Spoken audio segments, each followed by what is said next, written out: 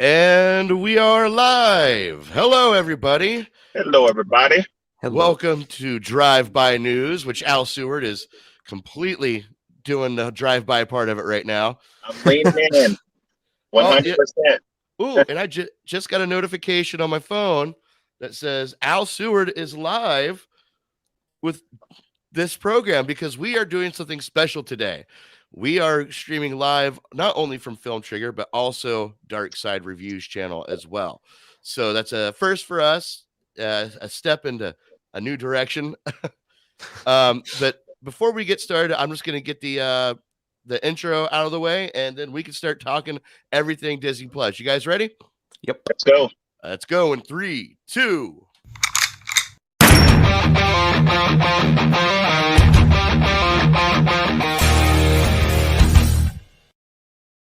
All right, there's our intro. We got lots of stuff to talk about today, but before we do, I do want to introduce my guest for the day, Seth Draven, also part of Film Trigger with me. He's my son.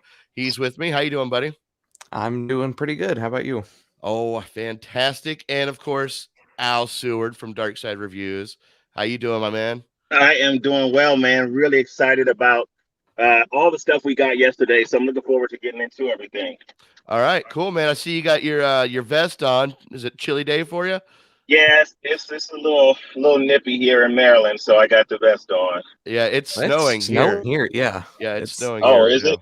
Yeah, man. I hope we get some snow. We haven't had snow, like a proper snowstorm here, in about 3 years, man. It's depressing. Yeah, I love snow, man. I'm like you. All right. So we have plenty of stuff to talk about. I'm going to break this down to sections. Number one, we're going to talk National Geographic content, stuff that Disney put out. And a lot of the stuff we're just going to coast right over. If a discussion comes up, then we can discuss about it. But the first one is Welcome to Earth with Will Smith. This is a documentary of him pretty much traveling the world doing Will Smith stuff. Sounds about right. But it honestly, like, I watched the trailer for it and it looks like a lot of fun. It really does. But mostly it's mostly because Will Smith and just the cinematography of the whole thing just looks beautiful. So I think this is the first original content that Disney Plus has put out using National Geographic. Is that correct, Seth? No, actually, it's not. I believe the first thing they put out was the World According to Jeff Goldblum is what it's called. I think that was the first thing that they put out on Disney Plus. Oh, okay. Yeah, I forgot about that. Yeah, they've done a few things already because I know Gordon Ramsay has his own show too on there. So, Facebook user Al is hot. I'm going to assume this is Ramon. And since he didn't give him permission to use his name, that's why it didn't pop up. But yeah, I'm gonna take a shot in the dark and say that's Ramon saying Al is hot. If so, Ramon, good to see you. Probably is. Yeah, I forgot to announce Ramon is out sick today. He's not feeling very well, so that's why he's not here. But so yeah, Welcome to Earth with Will Smith. It just okay, cool. Seems neat. Anything? Does this seem exciting to you guys or what? It'll be interesting to see it because of what Will Smith will bring to something like this. But I always think shows like this are interesting where we learn these different facts about the planets that we live on. I mean, it's different than what we normally cover in terms of movies. But to me, these things are always fascinating, especially if you learn something about the planet that you just really didn't know. Oh, yeah, exactly. And it seems like the trailer that I watched for that, he is definitely he's like, I had no idea this lived right below our feet. Like, that's such a curious thing, man. I'm almost jealous. Like, I really just wish I had the money and the means to travel the world and just mess around, man. That'd be so cool. Yes, Seth. I was gonna say, it's with these National Geographic shows though, like, it's kind of funny because they'll just take celebrities in the house. They'll just take celebrities and be like, yeah, you're just gonna travel the world and just do National Geographic stuff. Because they got Jeff Goldblum, Will Smith, Chris Hemsworth is on there too, and Gordon Ramsay. I know there's more. Like, they're just making these shows and they're like, now how can we grab people's attention? Yeah, the Chris celebrities. Hemsworth. Yeah, the Chris Hemsworth one is Limitless, which is well, I see what you're saying. Like it's kind of like, hey, celebrity, go out and do stuff, and we'll film it, which is kind of what they're doing. But at the same time, like this Limitless for with Chris Hemsworth is not like a copy and paste him traveling the world like Will Smith. This is actually pushing the boundaries of his body. You know, like Yeah. it's a little different, you know, and I think that's a unique aspect. You know, at least they're not doing the copy and paste, you know, just send a celebrity out in the world and put cameras on them. So Good point. I mean, that might be interesting too, like to see the limit of what he would do.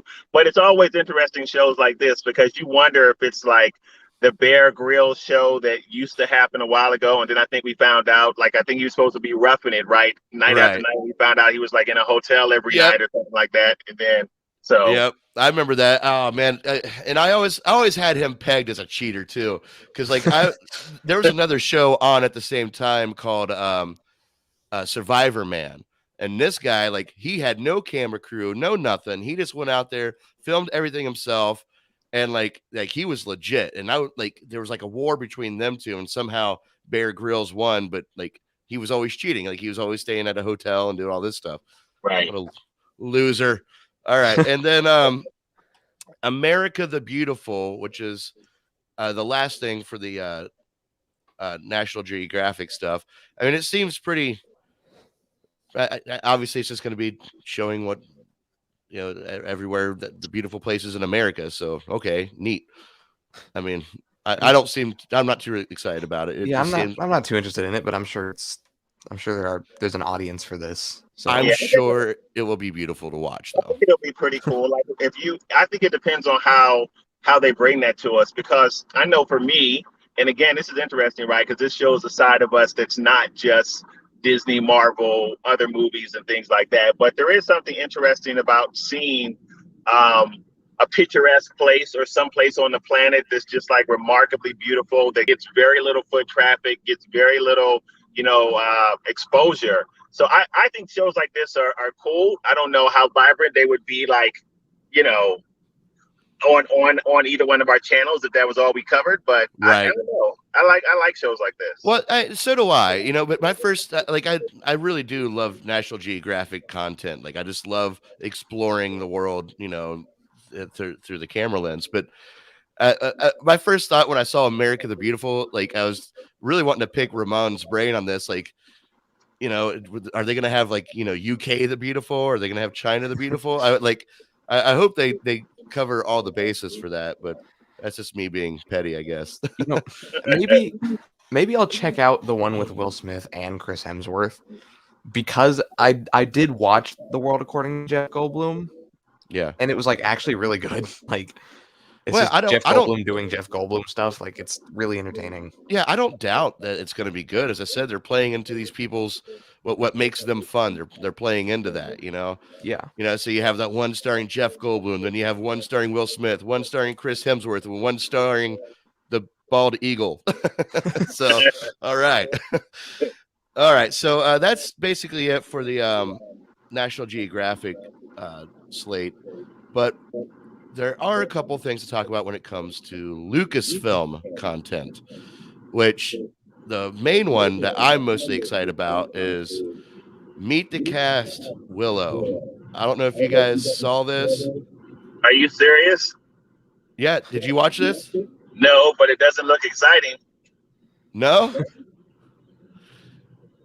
No, you don't like Willow. I mean, I remember Willow from the 80s. Yeah. Well, I'll tell you this, Al. Like when I watched the trailer for this, for Meet the Cast, it was done pretty funny. They poked fun at the fact that it's been a long time. The young girl, this girl here, even looked at the main guy. I can't remember his name right now off the top of my head, but she looked at him. She asked him, are they going to give you the Irishman treatment so you don't look so old? Like it was pretty funny. It made me laugh, so I enjoyed it. Might be good. I've never seen Willow before, and to throw even something else in there, I'd never even heard of Willow until there were rumors of a new TV show about it. So Oh I wow. I have no familiarity with Willow at all. Like I don't know what it is. I don't know what Well, it's about. it's just a whimsical story. I loved it growing up, so that's why I'm excited to see it now because I feel like it's just going to be just more nostalgic for me. But Yeah. yeah, I Seth, think you got to watch it though. it Maybe I'll check wasn't it out. Tom Hanks in not Tom Hanks, Tom Cruise in Willow. Am I thinking about the same movie or no? I don't think you're I have thinking no about the same idea. movie. Except I don't know. Am I the only one that didn't that watched this movie? No, I thought Tom Hanks was in this. It was in Willow. He was in some other movie that was pretty popular. Some fan movie. Now it's killing me, man. All right, Al, brought to you by Robot Noises. Al, you're breaking up. You're breaking up there, Al. Oh, am I? Is that better? Yeah. Yes. Was that Okay, little section? Yeah, no. This is I'm further away from home now, but sometimes when we get around FedEx Field, it gets choppy. Gotcha. That's where the Redskins are playing, if that's what you want to call it. Oh, right. Yeah. Facebook user, which I assume again is Ramon. I would love to go to the Grand Canyon and one of them small country folk towns, which is where I live, where they do like pie eating contests. Me against Seth. Seth, are you down for the challenge that I'm assuming Ramon is bringing on to do a pie eating contest? Why not? As long as it's no, you can do apple pie. Yeah. Oh, Seth is diabetic, so like that's probably not the best thing for him to do. Yeah. See, Jimbo, I think he's thinking of Legend. Is that might be what you're thinking of? That's the movie. That's the it. movie, Legend. Yeah. Oh, but Aaron White says Val Killer was in Willow. Val Kilmer, I think he means to say. That's right. Val Actually, Killer. he was in Willow. I do remember that. Yeah, I forgot about that until he just brought it up. And then we got Jimbo also. He had Tim Curry as the devil, aka Darkness. Oh yeah, I know what that is now. Okay, I remember seeing that devil around.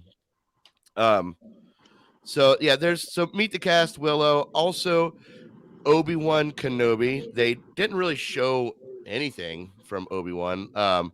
Just a little concept art, which I'll bring right up here. Did you see this concept art, Al? I may have seen it. Yes, I did see it. Okay, yeah, which hence at possibly, there being another battle between Darth Vader and Obi-Wan that we've never seen before, which we are way past for. We're way past due to see this.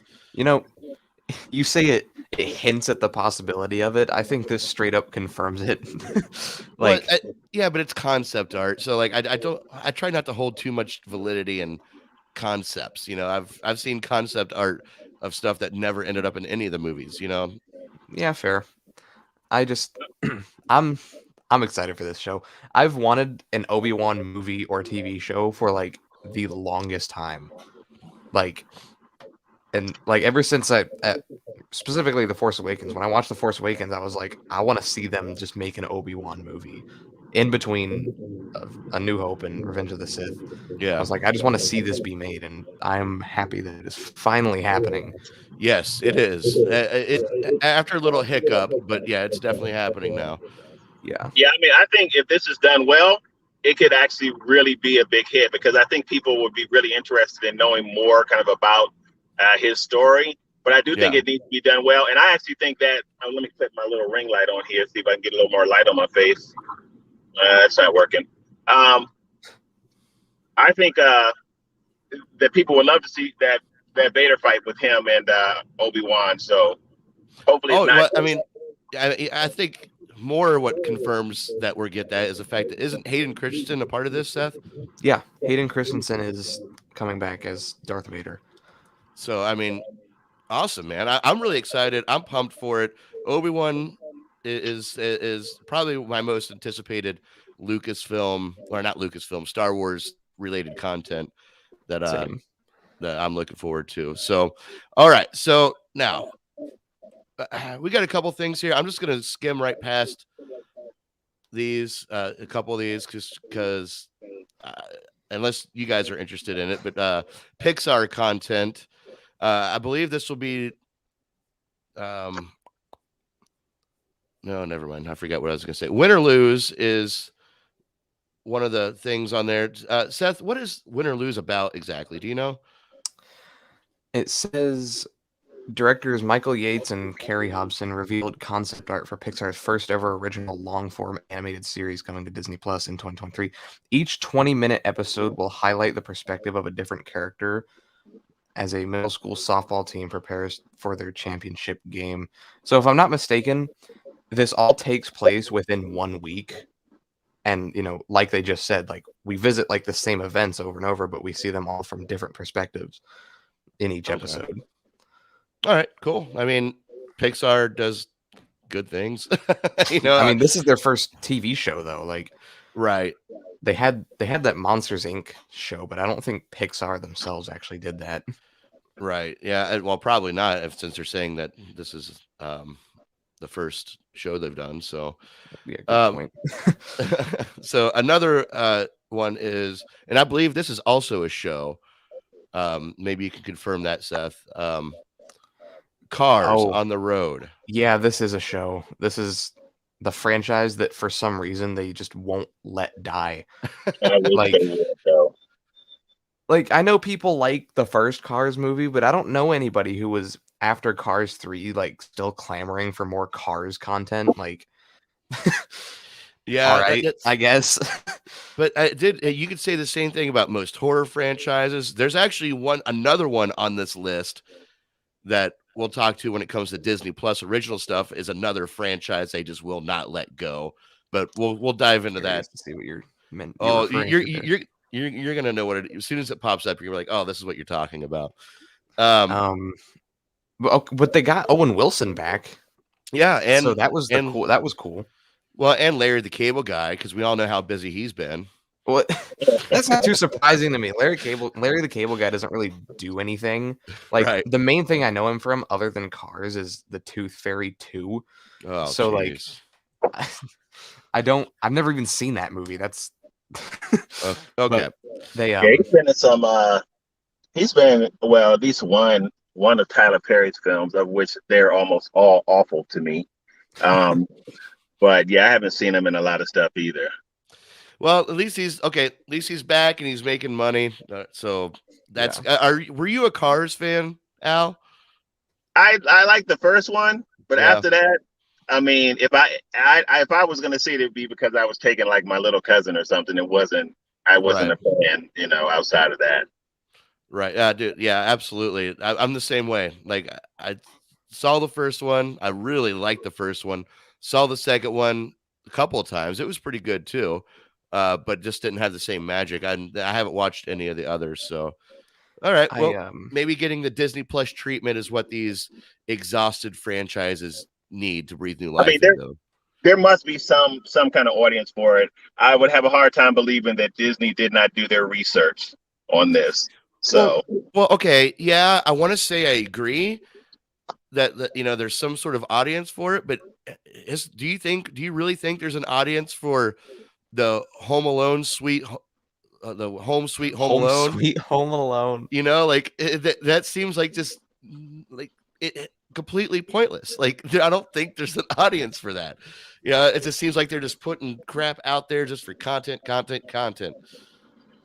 Yeah. I mean, I don't know. I guess that could be, but that just seems almost impossible to me. That's just like flushing money. Why would you do it if no one's going to watch it? I don't know. Maybe they're hoping it will breathe. At least that Home Sweet Home Alone will breathe new life into the Home Alone franchise. So maybe I honestly don't know, man. I haven't seen it. I haven't watched it. I can't say for sure if it's good or not. But that concept of not letting things go and just trying to continue to make money off of them, that seems to be where Cars on the Road could lead. But who knows? It might be the next big biggest hit? I don't know. Owen Wilson is back, so at least we got a little bit of trust there. Let's see here. So that's it for the Pixar content. We're gonna move to 20th century, and I have to fight myself to not say Fox, 20th Century Fox, because it's just 20th century now since the mouse came down and bought everything. There's a couple of things here. I don't have photos for the next two, and I'm just gonna kind of gloss right over them. One is called Rosaline. It's Rosaline, I think it's Rosaline. Rosaline. Seth, what do you know about this, or what does the description say about Rosaline? It says a fresh comedic twist on Shakespeare's Romeo and Juliet, in which the classic love story is told from the perspective of Juliet's cousin Rosaline. Oh. Who just happens to be Romeo's ex-girlfriend. Wow. Okay. Does that story need any more drama? I didn't know this existed. Like, I'd kind of heard that there might be a Romeo and Juliet thing. I didn't know this is what this was at all. Okay, so now I'm honestly a little bit curious about this. Like, I wouldn't say excited, but I'm curious to see how this goes now. I don't know if you know much about Romeo and Juliet, Seth, but the 1990s movie with Leonardo DiCaprio is still like one of my favorite versions of that story. Did you ever see that movie, Al?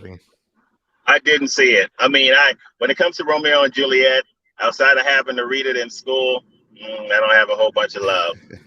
Well, the 1990s one with Leonardo DiCaprio, and I believe John Leguizamo was also in it. Oh God, what's the actress's name? I can't remember her name off the top of my head, but she played in Terminator 3. Yeah, it was so just wildly done and very caught in the 90s aesthetic. It just hit at the right time for me. And so I always enjoyed it. And they kept it in the actual language. They didn't modernize the language, which really? Yeah, it was very interesting, but they modernized everything else. Like they're carrying guns, they're driving cars, but they're still speaking in the old Shakespearean way. I thought that was a pretty cool and unique twist. Well, now you got me intrigued. I might have to check that out. Claire Danes, thank you, Aaron. Claire Danes is who plays Juliet in that movie. That's who I was thinking of. Oh, wait, Jimbo. So someone will actually be happy when they kill themselves? Ooh. Well, considering this is a Disney Plus original, I find it hard to believe that they'll go that route with the story. But well, it's not. It's under the 20th century thing. That's the thing. Oh, you're right. That's how they're going to get away with this. The movie will premiere in 2022. I'm assuming this is going to go to Hulu then, maybe. Yeah, probably. Yeah, that's the difference here, because that's the reason why we're breaking this down into different sections, because the 20th century, that might not be on Disney Plus. It might be going to Hulu or wherever they want it to go. I don't know. So yeah, that's but still the whole concept seems like they're trying to Disney Plus it up, with the trying to make it more lighthearted and stuff. Another one is The Princess, which Seth, you gotta tell me about this one, buddy. I have to find it. I don't know what this is. The Princesses. Irrelevant. Oh, Princesses. The princess is in this irrelevant action movie set in a fairy tale world. Joey King stars as a young royal who is more comfortable with a sword than a tiara and must save her kingdom from ruthless mercenaries. Okay, cool.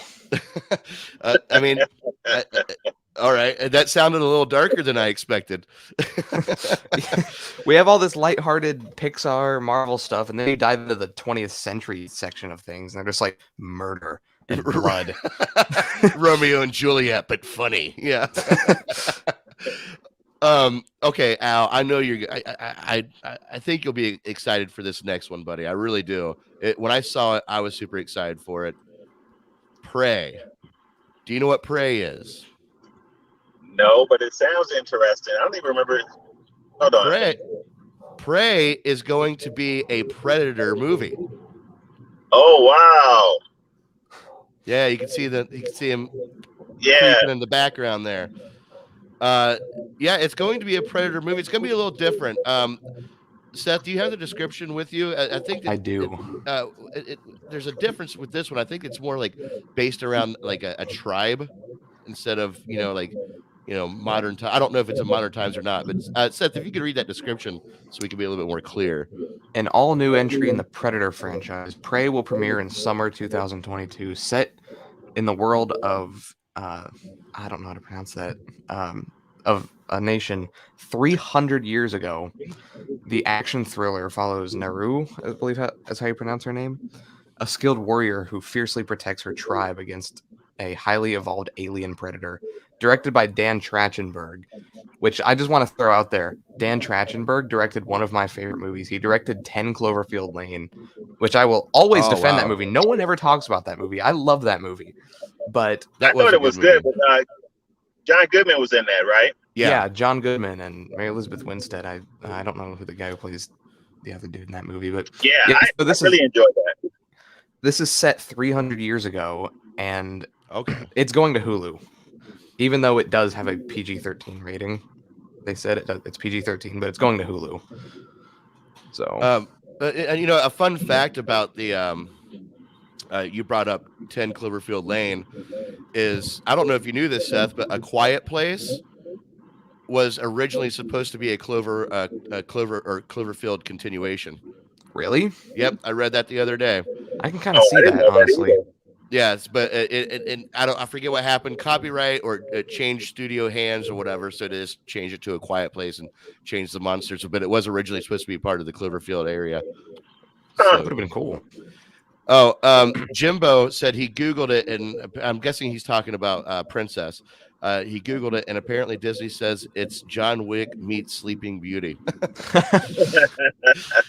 Sounds kind of cool, not gonna lie. As a fan of the John Wick movies, sounds kind of cool. Yeah, I glossed over these. I didn't think Rosaline or Princess was going to be good, but actually the content doesn't seem what I thought it was going to be. Interesting. And then also, Seth, if you can look up No Exit. No Exit. Okay, do you want me to read this off? Yeah, please. This harrowing suspense thriller follows Darby Thorne, a young woman who is stranded by a blizzard and forced to find shelter at a highway rest area with a group of strangers. Cool. That's it. All right. Well, interesting. But it seems to be, obviously, and this is kind of what I figured when they took 20th Century over, that it was going to give them the leeway they need to put out more racier content, still under Disney, but now, but okay, well, this one can be a hard PG-13 or a light R, so we'll put 20th Century instead of Disney, instead of blemishing their brand. Yeah. It sounds like it might be a horror. Yeah, or a thriller of some kind. Yeah, absolutely. Just the title alone sounds like a horror movie. Yeah, they describe it as a suspense thriller. So okay. Cool. All right, fellas, are you ready to get into the meat and potatoes, the stuff that we've been waiting to talk about? You guys ready for that yet? Absolutely. Because there is a lot here. Oh my gosh. Marvel Studios content. All right, let's see. First of all, let me make sure I'm prepared here. Let's talk about Hawkeye. Now, Al, if I can't remember what your thoughts on Hawkeye were, can you remind us of? Are you excited for this? I'm mildly excited for it, just because I'm interested to see what they do with it, like with what they did with Wanda and what they also did with oh man, now I can't think of it. Falcon and the Winter Soldier. Yeah, so I'm excited for it from that standpoint to see what they do for it. Am I excited about Hawkeye's story? No, not really. And from what I understand, it does follow with a fair amount of closeness to what that story was from the comics, but I've never been like a Hawkeye issue reader or anything like that. Yeah. So I'm not super excited about it.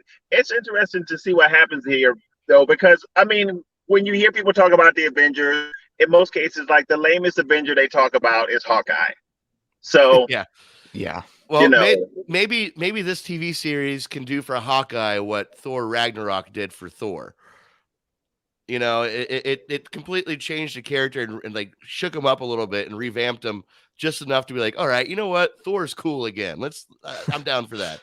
So but I hopefully, mean, the difference there is that Thor has always been like cool in the comics. right. In the comics, Hawkeye is at least in my opinion, there might be folks that were like serious readers of Hawkeye that were like, dude, you're wrong, but you know.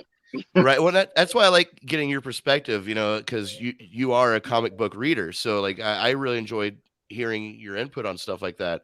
Yeah, because I wouldn't know who was cool or not in the actual comic book world. But You know, yeah, Seth. oh, sorry. Are you gonna give your thoughts on Hawkeye? Because if so, you can go first. Oh no, go ahead. Okay. I am super excited for Hawkeye. Like more than most people. Like you said, most people are kind of like how Al are with it. Like, he's kind of like the lamest Avenger. You know, no one really likes Hawkeye that much. I mean, I think this looks really good. They showed like a 5-minute clip at Disney Plus Day of it, like an action, like a car chase sequence, and it looks really good. Like the way it's filmed, it was like a one-shot thing too. It's like Oh, nice. I love one like, shots. yeah, it looked really good, and I'm just this comes out in 10 days. This is my second most anticipated Marvel thing in general at the moment. First being No Way Home, but second, it's easily Hawkeye for me, and I'm very excited to see how this turns out. See, I'm not too far off from you, Seth. I'm much like the comic book readers, or at least Al's experience with Hawkeye in the comic books. I've never been excited for him in the movies either. And the movies didn't do a good job making him excited. Plus, Jeremy Renner is a hit or miss actor for me. But when I saw the trailer for this, I did get, it did pique my interest. It did look fun and exciting, and it might actually put Jeremy Renner in a better spot than where he is with me right now. Because right now, sometimes I can take him, and other times I just can't stand to hear him talk. So we'll see. Just that one line he had in Endgame, Seth. I knew you were Oh going my to bring it God. up. I knew you were going to bring it up. You want a good problem? You go talk to him. I was like, shut up, Renner. Okay. But this also, they must have confidence in it, because there is a spin-off series that's coming from Hawkeye called With Kate Bishop, his daughter. No. This is Echo. Oh, Echo. Okay. And What just is throwing it it? out there, Kate Bishop is not his daughter. Throwing that out there. Oh. Okay. But Okay. Echo, I don't know much about the character of Echo. Yeah, literally the only description they have on here is a series starring it's a Alaqua spin-off. Cox as Echo, who was introduced in Hawkeye. That's it. So it will be a spin-off Yeah, of I Hawkeye. don't. Go ahead, Al. I don't know much about her either. I know that she's kind of like Taskmaster, where she's able to mimic the moves of other people, but I don't know much about her either. I will throw this out there. In the comic books, she is the adopted daughter of Wilson Fisk. Oh. Echo is? Echo, yep. Oh. Well, that's kind of interesting. So, there's rumors of Netflix characters coming back. People are thinking, maybe this is where we'll see characters like Wilson Fisk return, if not in Hawkeye. But yeah, and also Matt Murdock, coming back possibly in No Way Home. So, okay, that'd be pretty cool. How would that? I know you're really excited to see Fisk back. So, like, is that your dream, or is that how you want this to pan out, Seth? Is just for that William Fisk to be back, and that's his daughter? Is that what you think they're going to do? Oh, I 100% think that's what they're going to do. I nothing more than rumors, but there's just small rumors that Fisk will be in Hawkeye. Like, and that I feel like that's a perfect place to like kind of just introduce him like a little bit, like, and then he comes in full force. Yeah. In the Echo series, I feel like that's what they're gonna do. that makes sense. And actually, I remember you talking about this rumor before. So that this spinoff of Echo and her technically being the adopted daughter of William Fisk gives that rumor validity that he might show up in Hawkeye. So Yeah. that does make really good sense. Man, good call on that, Seth. Yeah, it'll be All right. interesting to see if he does show up on Hawkeye, because to me, what makes Wilson's character interesting is his counterpart. So that's why he was so good in Daredevil, because Daredevil really highlighted Wilson Fisk. If Hawkeye is not that good as a counterpart, then I don't know how much this character, even if it is Vincent D'Onofrio, will shine. That's just my opinion on that. So It really comes down to the dialogue that they give him, and that's I don't know. We'll have to see. That maybe Hawkeye will be a lot darker in tone. I mean, think about bringing William Fisk back into this world, but they're not bringing him back into like one of the like superheroes. It's just Hawkeye. Yeah, he's got capabilities, but it's all training. It's not all right. It's like Daredevil. That's what I'm trying to say. Like it mirrors Daredevil in the sense of William Fisk isn't going to be out of his element dealing with Thor or Incredible Hulk. He'll be dealing with with Hawkeye. Hit or miss TV. Ramon, we miss you. Be like Seth Brundlefly. Don't diss Jeremy Renner Cade. Do the 5. Jeez. I'll diss whoever I want to diss, bruh. I will throw this out there. There was one review, because there's been like early screenings of Hawkeye. No spoilers, obviously. No spoilers are even out there. But one of the early reviews of Hawkeye said that it feels like a Netflix Marvel series. Like it's like the closest to that we've gotten so far. Okay, and it's grounded. It's street level. Like it deals in like with a city rather than like a world or even multiverse scale type thing. And that's what makes me excited for it, because picking Hawkeye away from the Avengers has always been more interesting to me. Like even when they did it in the movies, when they spent time at his house, that's when Hawkeye seemed more interesting. When we actually dove into his world a little bit. But when he's just throwing arrows at everybody, like, okay, well, I'm gonna go watch what Hulk's doing instead.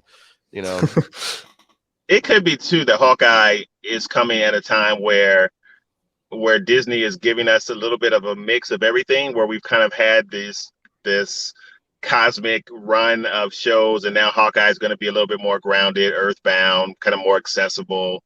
So I feel like they're kind of trying to mix those things in with the stuff that they're producing. We're not getting stuff that's always so sorry, I'm not sure what this guy's gonna do. This guy driving an Amazon truck. This it's always so out there, man. People just pulling out of spots. Well, be careful, Al. We don't need an actual drive-by during the drive-by. I know, which would be interesting, right? If something actually happened on the drive while I'm in the let's not do the life imitates art here. Right. Aaron White says Charlie Cox's Daredevil was spot on, and I'd wish for a season 4. Yeah, I hope season 4 happens too. I don't know if it will. We might just get these characters introduced into the actual MCU. I don't know if we'll actually get a series with them. And if we do, they might just Hulu that, and if they want to keep it in the same tone that the original Daredevil was. Yeah. Right. Oh, and also Hit or Miss TV says, I think I'm most looking forward to Moon Knight, which is a good segue for where I wanted to go next. Moon Knight. They showed a little teaser, a little glove action here. Yeah. Oh, I thought I saved that picture. I guess I didn't. They showed a photo where you got to see kind of the suit a little bit.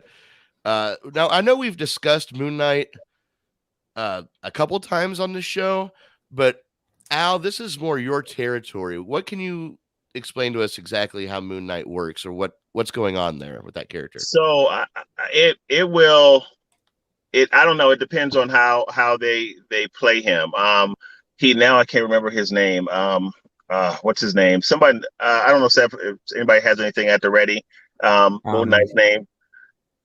like the guy who's playing him, or No. The This character. Moon Knight's the character's name. So it took my tongue is it too.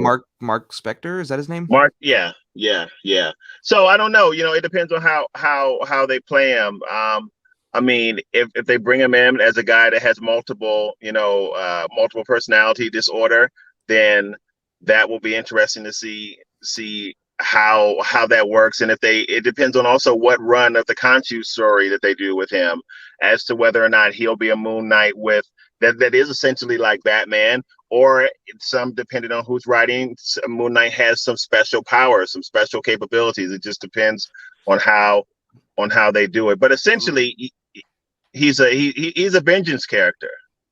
Right. So Okay. That's where he gets most of his Batman parallel with. So right. you said sometimes he has powers and sometimes he doesn't, written in the Yeah. comic books? Yeah, so sometimes, depending on who's writing him, he'll, like, Khonshu will give him different powers or abilities, and sometimes he doesn't. Sometimes he's just he is essentially a Batman. So I want to I want to read the description that they give on the website here, because okay, there was actually a teaser for Moon Knight. We Yep. didn't bring that up. There was like a 40-second trailer for it. Yep. But it says, get a first look at Moon Knight, a new globe-trotting action adventure series starring Oscar Isaac as a complex vigilante who suffers from dissociative identity disorder. The multiple personalities who live inside him find themselves thrust into a deadly war of the gods against the backdrop of modern and ancient Egypt. Wow. And it's a little more rich than I expected. last year, they compared the show to Indiana Jones. What? Well, Yeah, they said it's an Indiana Jones type adventure. Okay, so this is a little bit bigger than I expected, because I was thinking Moon Knight would, just because of the Batman parallels and my ignorance of the character itself, I just thought it was going to be like, in the streets like Batman, just kind of like he takes care of his town. But they called him a globe-trotting. That means he'll be all over the world doing this stuff. What I've noticed being on social media before is that Moon Knight fans do not like it when you compare him to Batman. I don't know why. I'm not some huge Moon Knight fan, so I don't know really, but like I've noticed that they get pretty upset when people say he's just like excuse me. They get upset when people say, "Oh, it's just Marvel's Batman." I got you. That's why Ramon brought this up. He'd be trolling the fans right here. well, I mean, Classic Ramon. Marvel fans can get mad about that, but the truth is, and I can't remember, I want to say it's either his first or last name is Allen, that when he started to write Batman, and then Moon Knight came along. Moon Knight is a rough adaptation, if that's the right word, of Batman. And I'm not speculating on that. It says it. You can go look it up. So Marvel fans might be mad about that, but it is kind of what it is. He's not a direct copy of Batman, because I can see Marvel fans getting mad about that, and even Batman fans too, because Batman fans love Batman. Batman could beat anybody given the proper preparation. That's what folks would say. Thanos with the Infinity Gauntlet, anybody, given a proper preparation, which is nuts to me. But it is kind of nutty, but yeah, So, but it's true. He is Marvel's. He is somewhat of Marvel's version of Batman. And like I said, I did like a short. I mean, Marvel and DC have been doing this dance for a long, long time. You create a character, I create a character that's kind of like yours, but not quite, and for a long time. So, oh yeah, absolutely. I think it's just more funny that people are just getting triggered by he's not Batman. They get kind of triggered by it, but yeah, I get people are passionate. I get it. Also, oh man, I had a point. I've been waiting to say it, and now I just forgot what it was. Damn it. Well, it was a good point. Never mind. But yeah, Moon Knight. Oh, it's right on the tip of my tongue what I was going to say. I can't remember. I've lost it. Is there anything else you want to? Are you excited for Moon Knight, Seth? I am excited. Like I said before, I don't really know anything about the character of Moon Knight, but like I like Oscar Isaac, and the trailer looked cool, so I'm all for it. It seems like it's coming out pretty soon, though. That was the only one we got an actual teaser for. Like they showed some She-Hulk stuff, but I they think didn't it's really. I Huh? think it's like 2022, midway through 2022, we might get it. But I what I mean, hope, maybe. what I do hope for Moon Knight is that, and this will be interesting because Moon Knight, much like Daredevil, is really gritty in the comics. I mean, really gritty. Like a lot of blood, a lot of head knocking, people, Right. you know. So So do you how? think they're do you think they're going to go that route? That's the question. I mean, And Yeah. the teaser looked kind of gritty, like not R-rated necessarily, but it looked grittier than most other things we've gotten on Disney Plus so far. Like there were some shots where he had like blood on his face, like he was covered in blood, and like there was like bodies laying down next to him. Like it looks like it's kind of pushed the limit here of like PG-13. Well, well, that's we know that Marvel's trying right now to kind of escape their algorithm that they've been using, for years. So Yeah. I wouldn't be surprised with that. yeah. I mean, I almost feel like Moon Knight, if you're gonna do them right, you're gonna have to have that element in it. It's almost like if you try and do a a Punisher movie or a Punisher show without it being kind of gory and bloody, because that is the Punisher. Like Netflix reflection of the Punisher is the Punisher. And if you try and do it without that, I just feel like it diminishes the character. So Yeah, Yeah. I totally get what you're saying. Oh, I remember what I was going to say now. um, I wonder if they're going to get backlash for having a character with multiple personalities, because wasn't there like a cancer culture backlash for the movie Split recently, saying that it was insensitive to people with actual schizophrenia and stuff like that. It was I didn't realize that if that was the case, that's ridiculous. But I didn't realize that. Yeah, well, we'll see. I wouldn't be surprised, but it's Disney, so I'm sure they'll hush up pretty quick. That's usually how things roll with them. Moving right along here, which Seth did bring it up a little bit. So, She-Hulk, we did get a little teaser of She-Hulk, and in that teaser, we were exposed to we're still going to have Bruce Banner as the intelligent Hulk hybrid thing that he was in Endgame. What do you guys feel about that? But he is also Bruce Banner, though. They showed that in the trailer too. Yeah, but how they showed it in the trailer, if I can remember correctly, I remember thinking when I saw that in the trailer that it looked like a Like a hologram. no, like a flashback. It looked like a flashback. Oh. It reminded me of when the Black Widow found Bruce Banner in the first Avengers movie. It looked very similar to that. I could be wrong. I'm just speculating here, but I did notice that one shot that they showed actual Bruce Banner, it looked like that shot from Avengers when Black Widow went to find him. Like it might be the same town or something. What do you think that could be a possibility, Seth? I mean, maybe. I don't know. I didn't really think much. I didn't really think into it that much. I mean, the vibe I got from it is that it's just like a TV ad for her because she's a lawyer, and that's why it was filmed that way. Oh, well, maybe. I don't know. It was just the That's first also thing that why popped in my head. So that's also why there was the cheesy line like, "Yeah, you won't like me when I'm angry." She probably Bruce Banner, he's Hulk, so I have him here, so I'm going to use the line. Well, but also that could be a fourth wall break thing, because everyone always associates Deadpool with fourth wall breaking. What people don't know is She-Hulk did it first. She was a fourth wall breaking character, and she was created a long time before Deadpool was. So this is kind of her thing, but Deadpool kind of Really? took over the whole fourth wall break thing. So, like, you when you're saying what in the trailer, I did watch it, but I only watched it one time. Is there something specific in the trailer that you thought you took that as possible fourth wall breaking? I mean, maybe it was the TV ad, not just the TV ad, but like she kind of said the whole like, don't get me angry, and then she kind of looks at the camera. You won't like me when I'm angry. Yeah, That could both be an ad and also maybe like some sort of like not nod at the audience, like, yeah, we're doing this. Right. Yeah. I didn't know that, first of all, so thank you for that information. But I also caught that part of the trailer, or thought that part of the trailer was odd. I didn't get it, so maybe I need to rewatch it with that lens on, and maybe I'll understand it a little bit better. Yeah. But here's a little teaser that we got of her look. Obviously, not It too looks much like to really go. So Yeah, not really much to go on. I am noticing that, like, she's not like super veiny or anything like that. She's got this almost dainty physique, comparatively to the actual Hulk. yeah, So she gets stronger, of course, but she mostly just gets taller and green.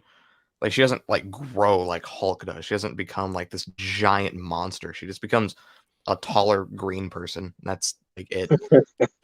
well, I don't understand. Is he helping her turn into this? Like, I'm confused. How does maybe Al? I don't know if you were into She-Hulk, but how did I she get created? I don't, and I didn't read much She-Hulk, but I think from the trailer that they showed, I think there was an accident. I think she had kind of an accident like Bruce had an accident. Nigga, what are the chances of that? I don't know if they're going to go this route in the shows. We don't actually know yet, but I know at least in one comic storyline, Jennifer Walters, who is She-Hulk, Jennifer Walters is like dying, and she actually does die, and Bruce uses the gamma radiation. Is that what it's called? The gamma radiation to bring her back to life, and that's how she becomes She-Hulk. So I don't know if they'll go that route with it, but that would make more something. sense. That would make a little bit more sense, and to kind of, I just can't see Banner just doing it for an experiment. I can't just see them going the oh no, another accident happened and it happened to do the same exact thing. I just don't. That seems very not realistic to me. I know we're talking about a non-realistic world, but like, it just seems more palatable that her dying, or maybe in an accident, and he uses this moment, those emotions, and he makes this decision to save her life. That makes more sense. I think that's probably the route they're going to go. Yeah, and some people think that's how he is able to turn back into Bruce Banner. He takes that gamma radiation out of him and is able to maybe switch back and forth like easier. Huh. But interesting. I'm just curious about this show. I wouldn't say I'm like super over the top excited for it, other than just like just rumors. There's rumors that Jim Carrey is in this show. What? So that kind of intrigues me. Yeah, just like I said, nothing more than just small rumors, but there's rumors that Jim Carrey is going to be in this show playing a character named MODOK. I don't know if oh yeah, there's rumors that Jim Carrey is going to be playing MODOK in this show. Oh, we don't wow. even know if MODOK is actually in this or not. So, those are just rumors. Who is MODOK exactly? What is that character? I don't know much about MODOK. If you can, just look up a picture of him. Yeah, he's very interesting to just look at. It's like a big head, like a big robot head. It's kind of, it's not a robot, but yeah, he's not a robot, but he's an interesting looking character, and I'd be curious to see what he looks like in live action, especially played by Jim Carrey. Yeah. But, like I said, those are just rumors. But if that ends up being true, my excitement will go up for this a lot, because I actually like Jim Carrey a lot. So, oh wow, yeah, that is a creepy looking little dude. Yeah. You say little, he's actually huge. Oh. It's interesting though too, because I think that from what I understand, Jamila Jamil, I believe is how you pronounce her name, is playing Titania in this. I think she might be one of the villains. Yeah. Here, I'll read the description here. It says, see Tatiana Maslany as She-Hulk / Jennifer Walters, a lawyer who specializes in superhuman or oriented legal cases. She-Hulk will welcome a host of Marvel characters to the series, including the Hulk, Mark Ruffalo, and the Abomination, played by Tim Roth. Yeah. The new comedy series is coming Disney Plus in 2022. It does not mention Titania, is that her name? But I know she is confirmed for the show officially, though. But this description doesn't mention her. Yeah, and so that's exciting to me, because I'm hoping that eventually, I know that we're going to get to Secret Invasion, I believe, first, but I'm hoping eventually we get to a Secret Wars movie. And Yeah, that would be cool. that'd be really cool. And I feel like we're starting to get all of these characters in, even if they're not major roles, but they're there because a lot of them ended up in Secret Wars. So I would even be curious to see if they did a Secret Wars and then even like they had a whole run where they did Acts of Vengeance, where they took villains that were primary villains for a different superhero, and they put them against someone else. So like the folks that were part of that were Spidey's nemesis, they might be fighting, like, I'm just making up something, like Thor or something like that, and they switched it around. So I don't know.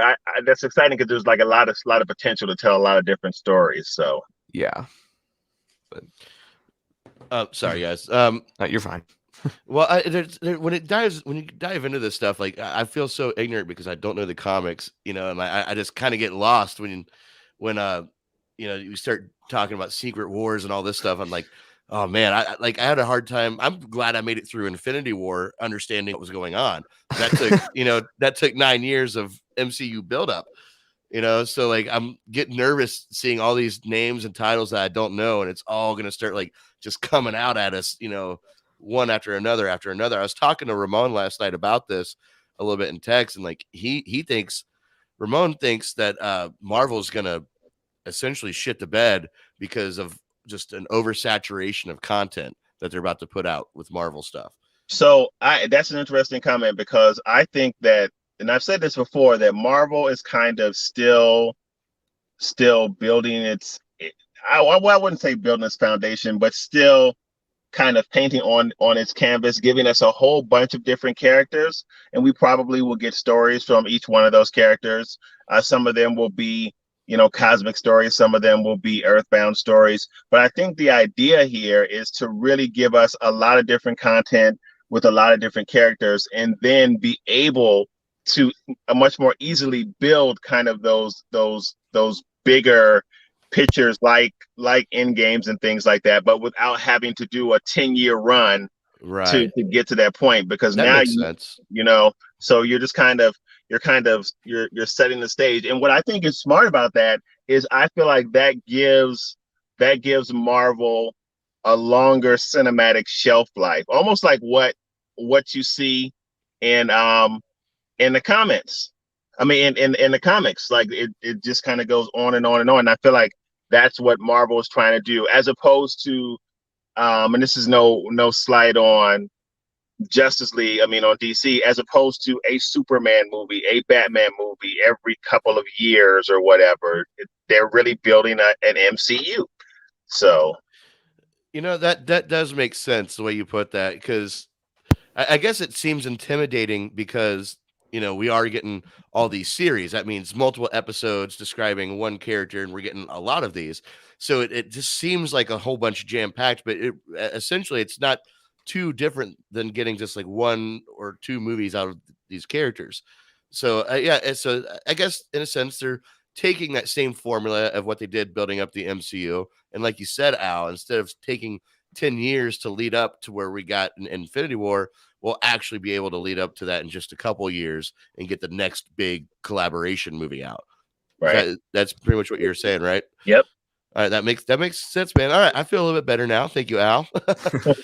Let's see here. Seth, what do you know about Miss Marvel? Not much. I bought the first volume of the 2014 run, and I read one issue from it and never picked it up again for no specific reason. I just didn't. But all I know, there's one main thing about this that's bothering me, and I don't know if I have much of a say in this because I'm not some big Miss Marvel fan, but they're changing her powers. Like from what to what? Like, what are they changing exactly? In the comics, she has like stretching powers, almost like Mr. Fantastic. Okay. But in this, they're like Green Lantern powers. Like, instead of her fist actually growing big itself, she creates this fake fist to. Right. I see what you mean. You know what I mean? Like, I don't know what to call it, but like the Green Lantern powers. Like Green Lantern powers. Yeah. That's what they're doing, instead of her actually having her actual powers. And I don't really know why. because it's not like stretchy powers can't work on screen. We've seen it before, and I'm sure they're not going to change Mr. Fantastic's powers once they introduce the Fantastic Four. Well, They maybe could. that's why they're doing it, to try to keep confusion of the two, since we're probably going to get a Mr. Fantastic not too long in the future. But see, I would think about that being a possibility, but we had Iron Man and War Machine coexisting for like 10 years. Well, yeah, but that was a little different. That was a little different. And let me think here. Yeah, well, think about it this way. Remember when Justice League came out, the theatrical version of Justice League, what was one of the biggest complaints about that movie? And it was that the Flash seemed utterly pointless because there was two other speedsters on the team that didn't really seem to be not much slower than him. Wonder Right. Woman did her super speed, stopping all the bullets, and obviously Superman also being a speedster. So, maybe in a sense, changing her powers is to, like I was saying, to keep her from mirroring the potential of Mr. Fantastic coming into MCU in the near future. I mean, if they do like a big battle or something, like kind of like Infinity War, where all the characters are there, one of Miss Marvel's other powers in the comics is growing to like a giant size, like a giant. And Yeah. I don't think Mr. Fantastic can do that. Correct me if I'm wrong there, but I mean, I feel like if they were he can't. together, then then she would probably grow big on the battlefield or whatever they're on, and he would stay small and use the stretchy powers. Like, Right. I feel like they don't have to change. They don't have to make it different for the other. We don't know if that's why they're doing it, but I don't I'm know. wondering It though seems weird. if it has something to do with the Marvels coming out, where I think it's going to be. Isn't it going to be her, Captain Marvel, and maybe Monica Rambeau? I think they're all Yeah, together. that's So, yeah, maybe. I mean, if that's the case, then I can see it being easier to incorporate Ms. Marvel into working with those two because of the type of powers that they have. Because if they group her with Monica Rambeau and Captain Marvel, and the extent of Ms. Marvel's powers is that she's stretchy, I don't know how Right. well it's going to fit. That's a very good point, Al. What do you think about that, Seth? Maybe instead of trying to keep two characters looking too similar, it's really more just to make her powers just as equal as the other two in the Marvel's movie that should be coming out. I mean, I don't know.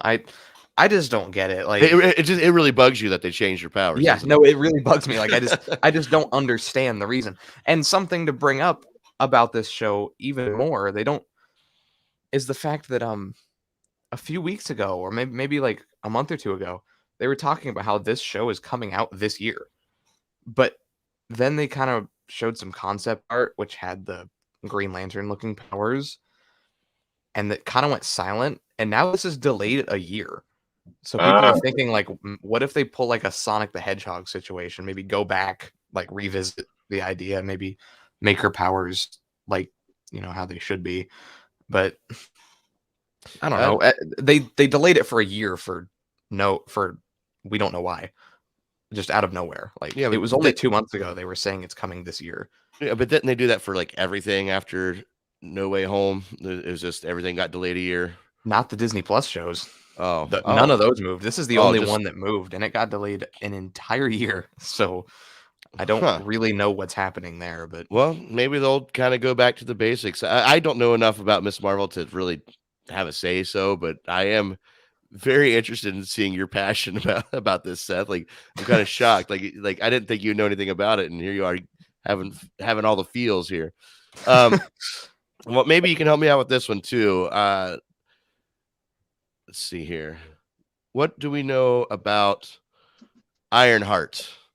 Now, from what I can gather, is this going to replace Tony Stark sort of thing? Because he creates a new armored suit that can rival, Iron Man's suit. Is that kind of the deal here? So I'm not and so in the comic books, she kind of takes up the mantle by, and I haven't read a lot of Ironheart stuff, but I am familiar with it. So I believe she kind of takes up the mantle of developing her own Iron Man suit, kind of under the tutelage of Tony Stark. She's actually a super genius.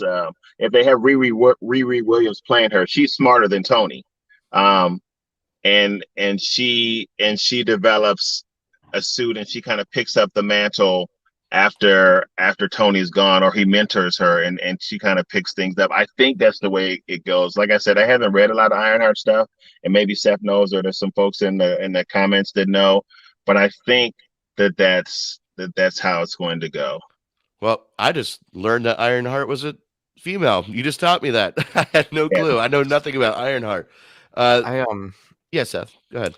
So this character is being introduced in Black Panther 2. I think we've talked about this on Drive-By News before. We have, and you think that the suit might be integrated with more Black Panther tech than that was Stark someone's tech? theory. That wasn't my theory. I feel like that was Ramon that came up with that. But I mean, I'm curious about it. I don't know anything about Ironheart, but like, maybe it's different in the comics, but like, I feel like it's a little too soon to do Ironheart, because like the way they're describing it, they're like, oh, she's the smartest person since Tony Stark. And it's like, well, it's only been 3 years since Tony Stark died in the timeline. So like, is it really that special to be the smartest person since Tony Stark? Like I don't know. Well, like, I mean, that means they're super smart. But what I mean by that is like, usually you're like, oh, you're the smartest person since this person who existed 50 years ago. The smartest person since the person who existed 100 years ago. This time it's like, oh yeah, you're the smartest person since the person that existed 3 years ago. I don't know. I feel like it's a little soon, but I'm not really going to complain about it. It's all right. So basically, new Iron Man. Sure. Yeah, I mean, I do think.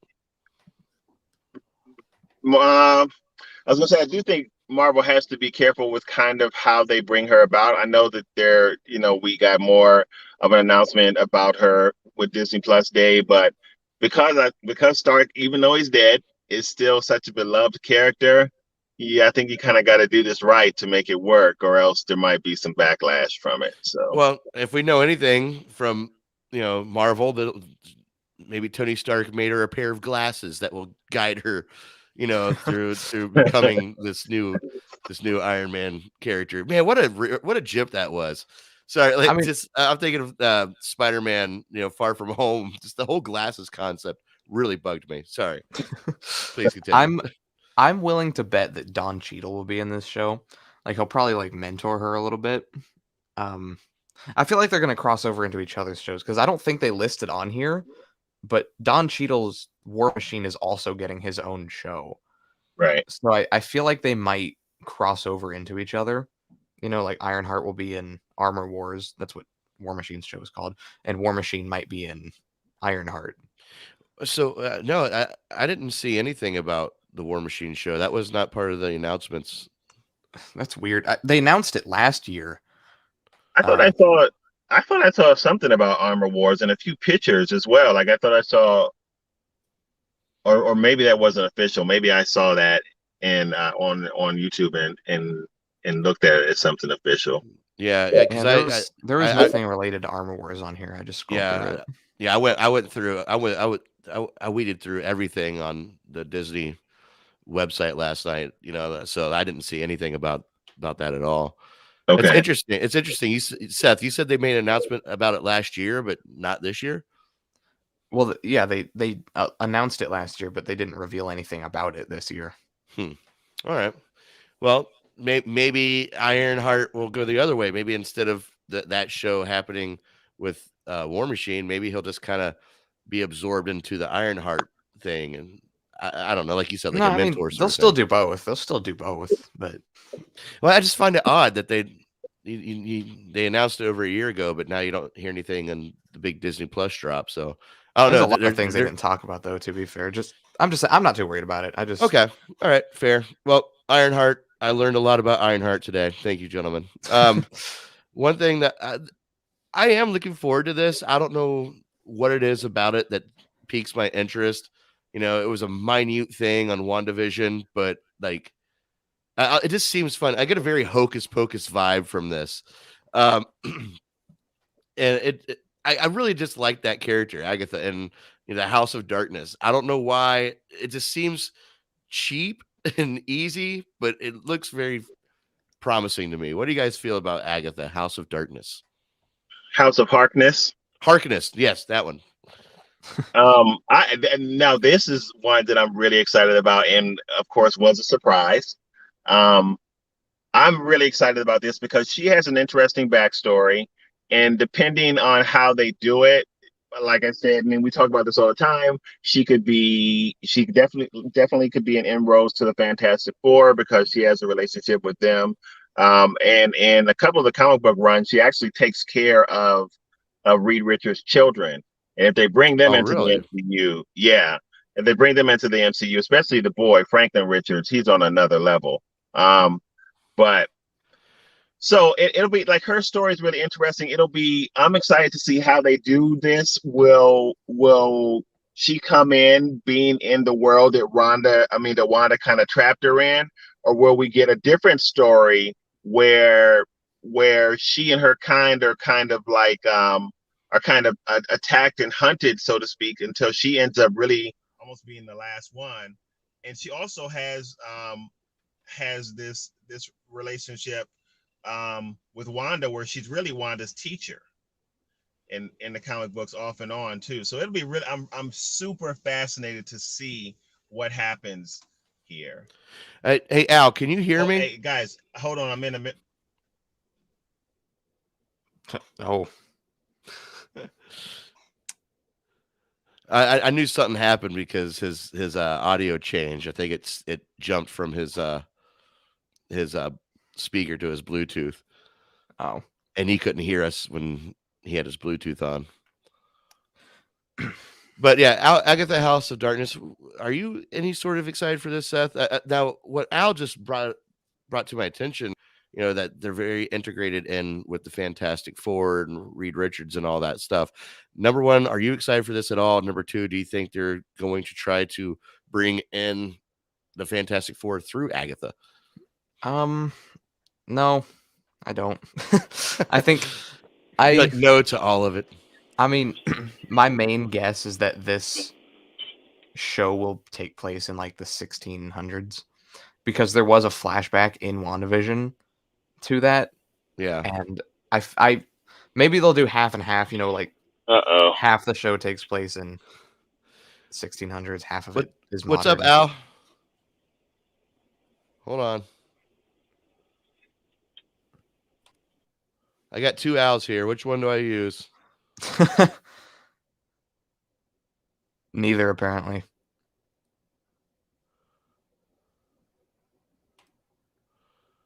Al, can you hear us? This is just Agatha and her tricks. Damn it. I think he's still frozen. Yeah, he's not even there anymore. So I'm just going to kick from studio. Sorry, guys. Al will be back with us momentarily. He always has so much trouble. I feel bad for him. Yeah. All right. So hopefully Al will be back soon. But yeah, Agatha, House of Darkness. I'm excited for it just because, again, I really don't know why. It just looks appealing to me. So, but it does bring up the question, since Al did start the conversation of, she is closely tied in with Fantastic Four, and I'm kind of derailing the subject matter here. But how do you think they're going to bring the Fantastic Four into this MCU? It's such a strange thing. It's just like the X-Men. Like, it's going to be so hard, and I hope they just don't do the multiverse. I hope they don't go that route. I don't know. Can you hear us, Al? I can hear you now. Sorry, that was my wife was calling me. So man, that has turned your whole world upside down, didn't it? Yeah. Al, we actually, the conversations kind of jumped a little bit. We started talking more about maybe how they're going to appropriately bring in Fantastic Four and X-Men. We're segueing that from just talking about Agatha and the way she was involved with Fantastic Four, but I just don't want them to use this whole multiverse excuse for every explanation why we're just getting new characters that should have been around for a long time. So yeah, go ahead. So it's an interesting thing about the X-Men because that could really lead us back to the Eternals. And even though they didn't talk about this, when the Eternals were created, Matthew started to go into this a little bit. Humans were impacted with that, like across the board. So there are some humans when the Eternals were created that also this in the comic books there's some humans that also have the X gene, and that is a result of the stuff that the Eternals did, and it's activated by certain things. So that's really kind of how the X-Men come into play. So if, for example, Seth had the X gene, and some traumatic event would have activated his ability. The idea behind even the Hulk is that the reason that he turns into the Hulk is because there was some kind of genetic disposition that caused them to respond that way, instead of turning into kind of like this radioactive blob of nothingness when he was hit with the gamma rays. So, interesting. So basically, we could be getting, instead of them shoehorning, X-Men and they're from a multiverse, like maybe whatever happened with Thanos, the snap, all that might be what triggers this gene to activate, sort of. It could be something like that. I mean, so the groundwork is there. However, they do it if they want, and that's why one of the reasons why Eternals was so important, to tie it back to the Eternal story, even though they didn't really explain that aspect of things in the Eternals. And in terms of the Fantastic Four, well, they got their ability all through being on a space mission, and I can't remember what happened, but something happened in outer space, and they got hit with some kind of energy, and that could be an Eternals thing too.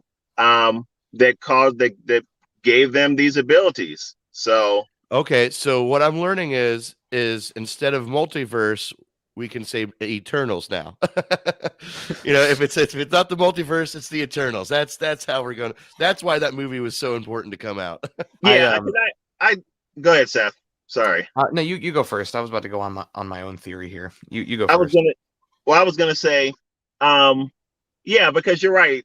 Like Stevie, you can't have everything be the multiverse. We can do it because of the multiverse. Because no one's gonna. After a while, people are gonna be like, okay, come on. I'm already fatigued of hearing the term multiverse, and we actually haven't really seen much of it yet. It's just constant, like multiverse. What was your theory, Seth? I'm curious about that. It's on how the Fantastic Four get pulled into the MCU, and I think this makes perfect sense. Remember the quantum realm? How that was explored in Ant-Man and the Wasp and Endgame. Mm-hmm. How time works differently, and specifically, Janet Van Dyne getting powers in the quantum realm. Right. So, what if the Fantastic Four are a science group in the 1960s? Being when the Fantastic Four was created, they're a group in the 1960s, and they are on a kind of space mission, if you want to call it that, and they are visiting the quantum realm. They go down there, they get stuck down there. Let's say they're down there for what feels like to them a year, but then they find a way back up, and they are in modern MCU times, and the quantum realm gave them their powers. Just throwing it out there. Okay. It seems like a reason. But I guess now that I think about it, Fantastic Four doesn't have to be one of those characters. They're not really deep seated into being stuck into the 60s. They could just be a whole new team of researchers that this thing happens to in current times. Yeah, the X-Men's a little bit more complicated, but yeah, well, especially because of Magneto. Magneto having a huge presence, as a Holocaust survivor. That's where they kind of get stuck in their realm of things. But we are really going off topic here. Sorry. I do. So Agatha really spawned a whole bunch of different conversations there. but I want to. There's still a lot to talk about here, guys. I don't want to keep us any longer than we have to be. So let's see here. All right, Al. This might be your neck of the woods here. Secret Invasion. What do we know? So it's interesting because a lot of people liked the Secret Invasion storyline. I didn't even read it so much. Like I started it, but I didn't finish it. It just wasn't that interesting to me. So believe it or not, I don't know a whole bunch about Secret Invasion. I was hoping that we would actually get Secret Wars. Yeah, you brought that up earlier. Invasion. Yeah. But yeah, so I'm looking forward to it, and I think it'd be pretty cool. But it's not like I'm super locked into that story. Seth, what do you know about Secret Invasion? I mean, I don't really know much about it at all. All I know is that it's about the Skrulls. You know? Oh, is it?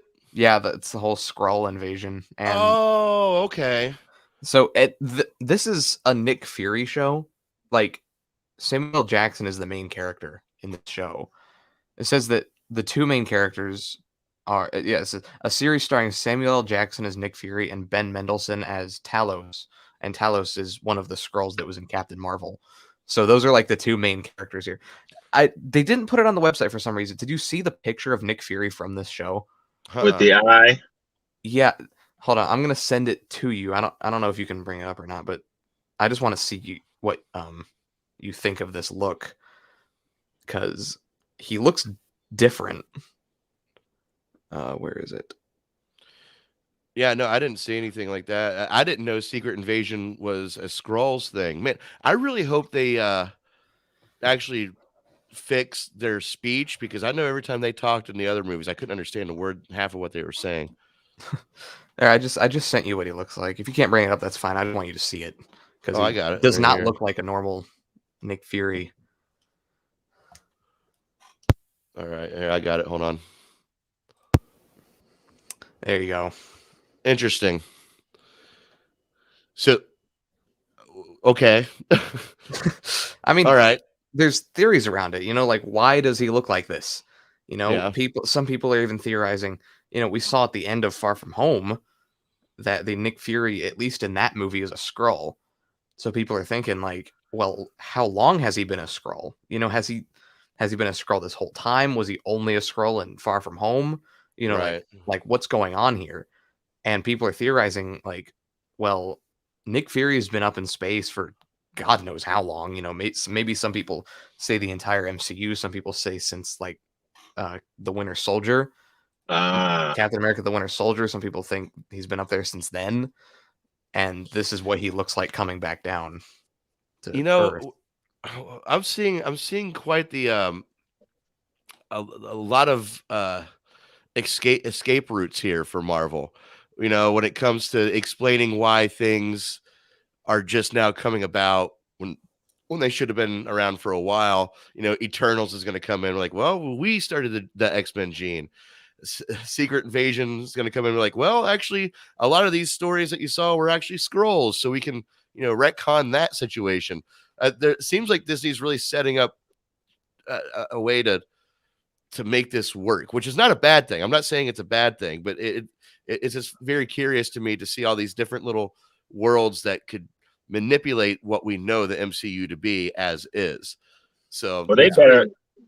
I mean, I hope that that's not true, because that would be a very cheap trick, right? So, yeah, it could be if it's not. Yeah, and that's that. I don't know. I don't know enough, but this is kind of like the pattern that I'm seeing is this these little escape routes. You know, like, oh well, this doesn't make sense unless we make it a Skrull. Now that character was a Skrull, so now it makes sense. You know, so I don't know. But you know what's interesting about that though, and maybe it's different because it is a movie, but the comics do it all the time. Like you bring in this different writer, and they just write, and this is DC and Marvel, and they just write the story differently. Like it Yeah. happens in Superman. That's why Superman is at first he's vulnerable to kryptonite. Another writer comes in, haha, not so much anymore. And then he has a vulnerability to magic. Another writer comes in, haha, not so much anymore. So Right. know. I mean, that happens in the comic book world, but should that, if you're trying to keep one main universe and a cinematic, I guess it could work, you know. But But no, I think to your point, I still think I'm saying that it happens in comics a lot. I don't know that it would work in the movies like that. Right. I don't. Yeah, so I probably not. Yeah, but it seems like they're laying down some groundwork for easy outs. I don't know. Maybe not. I could be overthinking it. So Secret Invasion, there we go. Let's see what else we have. Oh, I'm actually this looks fun. I'm not gonna lie, guys. Yeah. It looks like it's going to do what Star Wars accidentally did.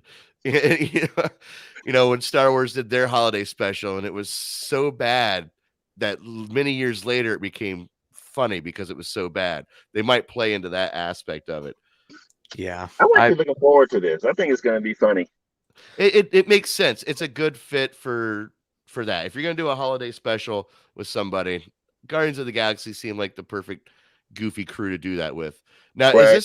is this a series or no? This is just a one show, one done? It's just like a one shot. Okay. We don't know how long it's going to be, but I'm assuming it'll probably be 45 minutes to an hour is what I'd guess is how long it'll be. Yeah. And it's coming out before Guardians of the Galaxy 3. Guardians of the Galaxy 3 is coming in May of 2023. This is coming in 2022, they said.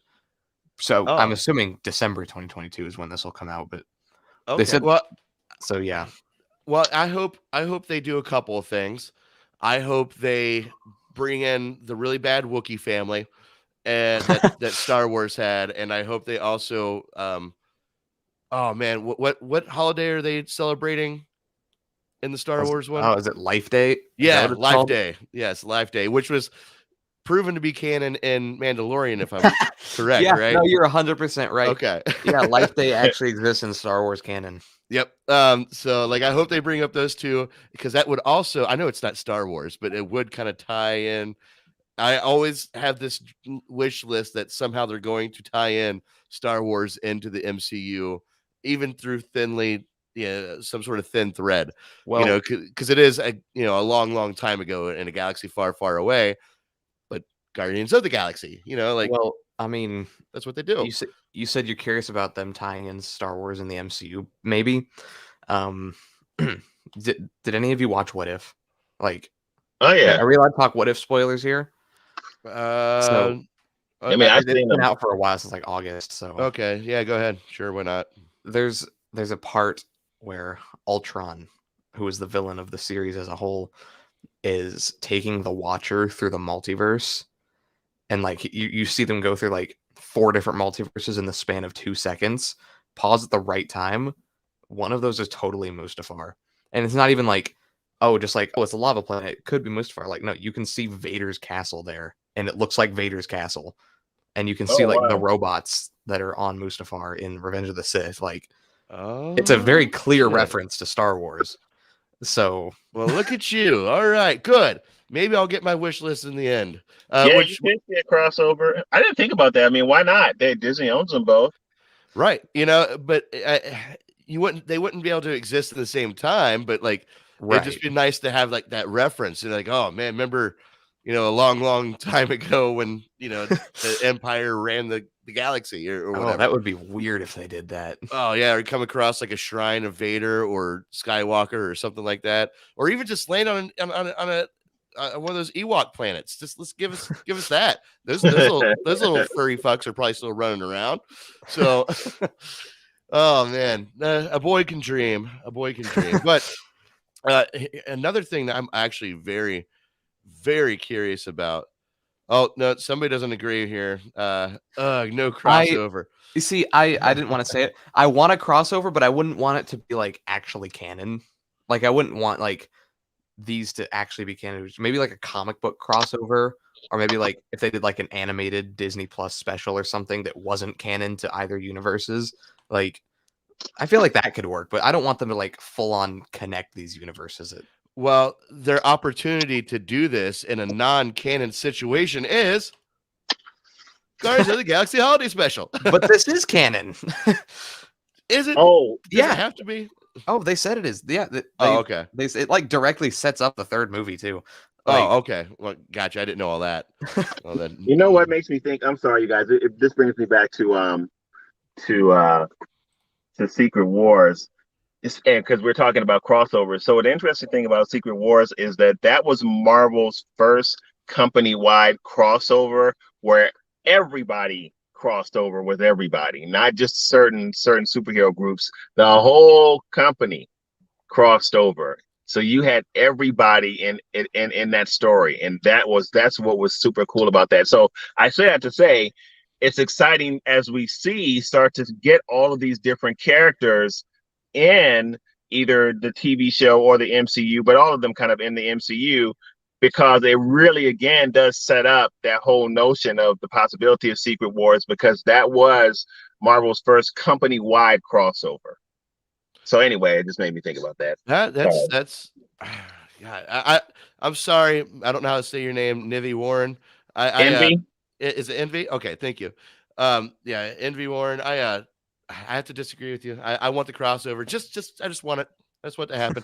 They don't even have to like actually interact. As I said, just a loose, like Seth said, when they took him through the multiverse in What If, and you saw, Vader's castle. That little nugget of I know they exist. That's all I want. That's all I want. I hate to keep talking about Guardians of the Galaxy Holiday Special, but I want to throw this out there. People think Mark Hamill might be in this, and I feel like that's I feel like that's a good idea, not just because of the holiday special thing, but there were rumors not too long ago that Mark Hamill was in talks to be in Guardians of the Galaxy 3. So like, what if they thought it was Guardians 3, but maybe he's just in this? And I know in the comic books, they get weird with it. In the comic books, they fight like a weird version of Santa from space. What if Mark Hamill is playing this like Santa Claus character? Like, could you just imagine this? Like basically, oh my goodness. If he has like a lightsaber, I'm down with it. They got to throw that in there. I mean, Mark Hamill keeps talking about this Guardian special. Like every time James Gunn posts about it, like that he's like, oh, I'm writing a new draft or starting filming. Mark Hamill says something about it. Like he always responds with it. So, I mean, we'll see. All right. I think we talked Guardians of the Galaxy Holiday Special to the ground. Actually, one more. No, I'm joking. Well, Seth, I know this next one you are not going to have nostalgic for, but I'm pretty sure Al's going to be all over this, just as excited as I am. Yes. Yep. Man. X-Men 97, dude. Yes. And yeah, go ahead. No, go ahead. Well, I was just going to say, like, to me, the X-Men 97, this is obviously in the light of like, revival series, because it's just going to be a continuation of that 90s storyline. They're just bringing that back. And unlike a live action revival series, the cartoon can just pick up right where it left off. The people haven't physically aged. So like you can just pick it up. And I would love to see this turn into a thing, like with other animated series across the board. But yeah, I was thinking that too. I am definitely looking forward to X-Men 97. All right, Al, you geek out about it, buddy. Man, when I saw that, I was like, wow, because I remember being a kid, like watching the X-Men on Saturday mornings, and it was just so amazing to see those characters on screen, even in just animated form. And the stories were good. When you think about some of the nature of some of the X-Men stories, they were kind of deep for back when that show was running or during that time. Yeah, they were. So when I found out that they were going to pick it up and keep moving forward with it, I was like, wow. Like, I mean, I feel as excited about that as probably like if Batman fans were to get like, you know, like the original or the animated series back, because you know people love Batman the animated series. So I liked it too, actually. But so man, when I saw that, like I was completely beside myself. I was like, that was one of the most exciting things that I saw, even out of the live action stuff. Like, I can't wait for that. Yeah, dude, I'm right there with you, man. Like it was, and the first thing I thought about too was the Batman animated series. Like, okay, now we're opening the door for these possibilities to, you know, to come to fruition. Real quick, Seth, this is to you. Santa confirmed as canon in the MCU, like the actual Santa. Well, I guess we'll find out someday. I think that's a good argument, saying that maybe it's not as canon as you would think for the holiday special. I don't know. Also, let's see. Caleb Richardson wasn't Mark Hamill also in the Christmas episode of CW's The Flash as Trickster? I know he did show up as Trickster in. Yeah, I remember that episode specifically. Now that you mention it, yeah, he was the main villain of that episode. I don't remember if it was a Christmas episode, but I don't. He's in multiple episodes of the show. They did a holiday special episode, and he was the villain of it. Oh, okay, perfect. Then yeah. All right. Yeah, go ahead, Seth. I'm actually curious about this. You know, like you said, I'm not someone who grew up on these specific X-Men and Batman the Animated Series shows, but I've actually been like putting on the X-Men series in the background when I go to sleep the past few nights. And like the old cartoons. Yeah, the 90s one, the one that they're reviving. I've been like putting it on, and I think I might just watch it, honestly. It looks really entertaining, and because they're bringing it back, I also want to throw this out there. You know, Disney likes to drop their episodes on a weekly basis. I have a feeling that they got to drop them on Saturdays, you know, like, because the whole Saturday morning cartoon thing. Yeah, like, I feel like nice. They have to drop these on Disney Plus, like noon or something, like noon Eastern Standard Time, like. This is why you're my son. This sort of thinking proves that you are my son, because that is a beautiful way of looking at it. Yeah, bring back the Saturday morning vibe, man. Saturday morning cartoons need a revival. So here's the thing. Jumping off of Envy's comment about high school in '95. So Seth, you might be able to appreciate this. You definitely will know what I'm talking about, Stevie. I remember the first time that I ever saw a cartoon after dark. It was like the strangest feeling, because you remember, like, when we were kids, Stevie, cartoons only came on during the day. Yeah. And like when I saw first a cartoon outside of like a Christmas special, like outside of a Charlie Brown Christmas special or whatever, and it was dark outside, it was like a surreal feeling. Like I literally felt like it was a new feeling. Like, wow, they got cartoons on. And it's dark outside. I mean, now it's nothing, and I'm tying it into X-Men because it was just the anticipation of seeing like X-Men, He-Man, Thundar the Barbarian, Voltron, all of those like Saturday morning cartoons. So this like takes me back to that spot. So that's why it's just so super exciting. Sorry. No, Al, you know what would be a great one for them to bring back in its original form? The Teenage Mutant Ninja Turtles original cartoon. I would love to see. It's funny because I like the cartoons. I didn't like the movie so much, but I did like the cartoons. I would love for them to bring back the original version of Thundercats too. Like, oh my gosh. Oh, Thundercats, my gosh. That is a show that is well beyond its, like, we should have had a movie by now, a live action movie. We should have had all these Thundercats. Oh God, I remember one time there was rumor that Ryan Reynolds was supposed to even play the lead in that Thundercats movie. I know exactly what rumor you're talking about. Yeah, there was a rumor that starring Ryan Reynolds and directed by Michael Bay. That was a rumor at one point. It ended up being that 6 Underground movie that they did.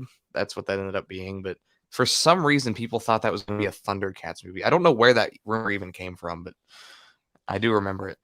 I would love to now. So now I'm so geeked out over this. Like, now I feel like I gotta do a live stream just off of 80s and 80s and 90s cartoon. I'd be down for. I'd be down. Let's. Oh, how fun would that be? Man. Just do it. Hey, Al, if they don't release this stuff on Saturday, you and I have to do an early Saturday cartoon watch every week. Yes. That's what we'll Yes. do. Yeah. Sorry, Um, Seth. no, you're fine. With you mentioned it earlier. Unlike X-Men the animated series, Batman the animated series, and Spider-Man the animated series, I totally grew up on the Teenage Mutant Ninja Turtles show from the '90s. Like, Yeah, or was you're it welcome 80s or for that, 90s? Yeah, no, 'cause I bought you the DVDs. Yeah. yeah, I still own that exact one too. That exact DVD, still have it. Yeah. I grew up on that show for sure, so I'm really excited if they brought that one back. You make a father proud, son. Thank you. All right. So X-Men. Okay, we're all on board for that one. Hell yeah. Now I haven't really been watching this. Shame on me, I know, but if you know me and you know my channel, I don't make time to watch series very often. But it seems to be popular enough. What If season 2 was announced. So is this something I need to watch? Am I going to be confused by not watching it? Like, I wouldn't assume so. The only way I think you need to watch it is if they end up tying in like an episode or two with using the multiverse or something. Like there's just rumors that Captain Carter will be in Doctor Strange. So like, even then though, I don't think you'd have to watch the What If episode. I think it's pretty self-explanatory. But I just, when I watch it, I feel like I'm watching nonsense. Like, I've watched 3 episodes of it. And what I mean by that is, like, I'm watching this for no good reason. Like, I'm not saying that the show is nonsensical. I'm saying, like, it's just, why am I watching something that didn't happen? That's not part of the whole connectivity of everything. So I kind of feel like you could look at that differently, because I don't know, or we don't know how Marvel will springboard off of the What If series, because it might turn into something bigger. But it is part of the MCU. And again, like, what if the What If series is technically a way to introduce the Watchers, even though we did meet the Watcher in Thor, the Watchers, because there's actually more than a Uatu was in this series, but there are more than, I think there are 3 Watchers, maybe more than that. But so that's what's exciting about it, and all of, to me, like, the different possibilities. But I get what you're saying, Stevie. It's like, okay, this doesn't really seem to fit into the grand scheme of things. These are all like one-offs. So what's, like, whatever, man. But I don't know. I think it has the potential to be more. But outside of that, to me, man, I love the uniqueness of the stories, some better than others. Yeah.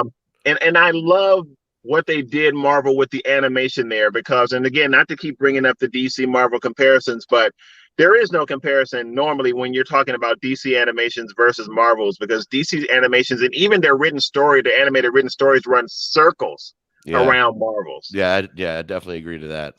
And for this, I felt like the animation was good, and the writing was pretty interesting. Some of them I didn't like. I didn't like the Thor one so much, but I love it. I'm super excited about a second season for it. I'm glad that we're getting it. And what I also enjoyed about the What If series is that, like, not everything in all those episodes worked out in the end. So, I really enjoyed it. I was disappointed though by the finale. I really was. I mean, I was disappointed by the finale, because I wanted to see the Watcher get more involved. And a lot of people said in comments on videos over on the Dark Side community was that the Watcher, is not supposed to get involved. That's what he does, watches. But my response to that he already did get involved. Because I really wanted to see the Watcher. Oh man, I just thought about something, Stevie. I'm probably spoiling it for you because you haven't seen that episode. Sorry. No, you're fine. Go ahead. You can spoil. It's okay. Seth, have I ever been bothered by spoilers? Yes. Very often. He said no. Yes. Okay. You gotta love Seth. But yeah. So at the end, there's a showdown between Ultron and Doctor Strange, and then the others. They form kind of like this. To me, it just didn't work. This Guardians of the multiverse type deal to go against Ultron, and I was just like, this is whack. So, Well, but Caleb Richardson says, I believe he's speaking to me. I think you should probably watch it just because season 2 will continue some of the episode storylines. Like there'll be part 2 of Captain Carter's episode. Oh, I got you. Yeah, it's for me. It's not really like I'm not watching it because I'm not curious about it. It's just I have a hard time sticking to shows, making that weekly obligation, unless I'm doing a live chat with somebody every week about that show, like how you and I did with the other fellas, Al, with Loki. It's just more of I'll put a show on and I'll watch it. I'll watch a couple episodes, but I'm always like doing other stuff, and then I just forget to go back to it. So that's my issue with watching series. But you gotta. Well, we weren't connected then, but man, that reminds me of like Into the Badlands. Boy, oh my gosh, that show every week. You could not wait to find out what was going on. The martial arts were sick. The characters were crazy. The writing, man, that was a show like amazing. Sorry. Yeah, it's what boosted your channel, right? Yeah. I mean, the channel is really like probably 70-80% of the dark side community came from Into the Badlands. I mean, it was just like we were super into the show. We interviewed the star of the show a couple of times and some of the other folks in the show. So yeah, man, awesome, that show. Whew. All right. Anyway. All right. So yeah, Seth. I want to say this about What If, and then I'll use it even as a segue. I only watched one episode of this show, and it wasn't even the first one. I watched episode 5 because that was the zombies episode, and I kind of enjoyed it. I was like, I mean, it's all right. Like, it left off on a cliffhanger, but it was gorier than I expected it to be. Like I know it's animated, so they can get away with more stuff, but like there were people like getting cut in half, like full on, like not even like off screen, like just full on screen, people getting cut in half, decapitated, their arms are getting ripped off. Like I was kind of surprised by the amount of stuff they were doing. Like what color was the blood? Well, not red. Okay, see that's how Marvel that's how they get away with it. Gets away with it. Yeah. But so people were wondering, because of the cliffhanger on Marvel Zombies, well, what are they going to do? Are they going to make a second Marvel Zombies episode in season 2, or are they going to do their own show? There is a show coming. Yeah, that's what I was using as a segue. It looks, I mean, we're getting a Marvel Zombies show. Okay, you guys skipped a little ahead of me. Let me find my thing for that. Sorry, Seth, I stole your thunder, buddy. You're fine. You said it before I did. That's fine. We're getting a Marvel Zombies show, and they did not specify if this is a continuation of the What If episode or not. I think it's safe to assume it is, but we don't know. So, but I'm curious about it. I will tell you, if this, I don't know if it'll be a continuation like Seth said of what we got in What If, but if this show follows the comic book run, there are actually 2 different runs of Marvel Zombies. It's going to be amazing. So because what is it? What is Marvel Zombies? Like I don't know anything about it. So I just without saying too much, it essentially a lot of our heroes get infected, and that infection does not just stay on Earth. Like some of the folks that get infected in Marvel Zombies is just like no freaking way. I mean, it's crazy. It's if now it depends. Like Seth said, who knows how they follow the story, and even if it is a follow up to the What If episode of Zombies, and they could still tell the story, it would still work. But if we get that, like, I mean, like I will tell you, Stevie, even if you're not a comic book reader, that run is amazing. That Marvel Zombies run, the first one I like better than the second one, is amazing.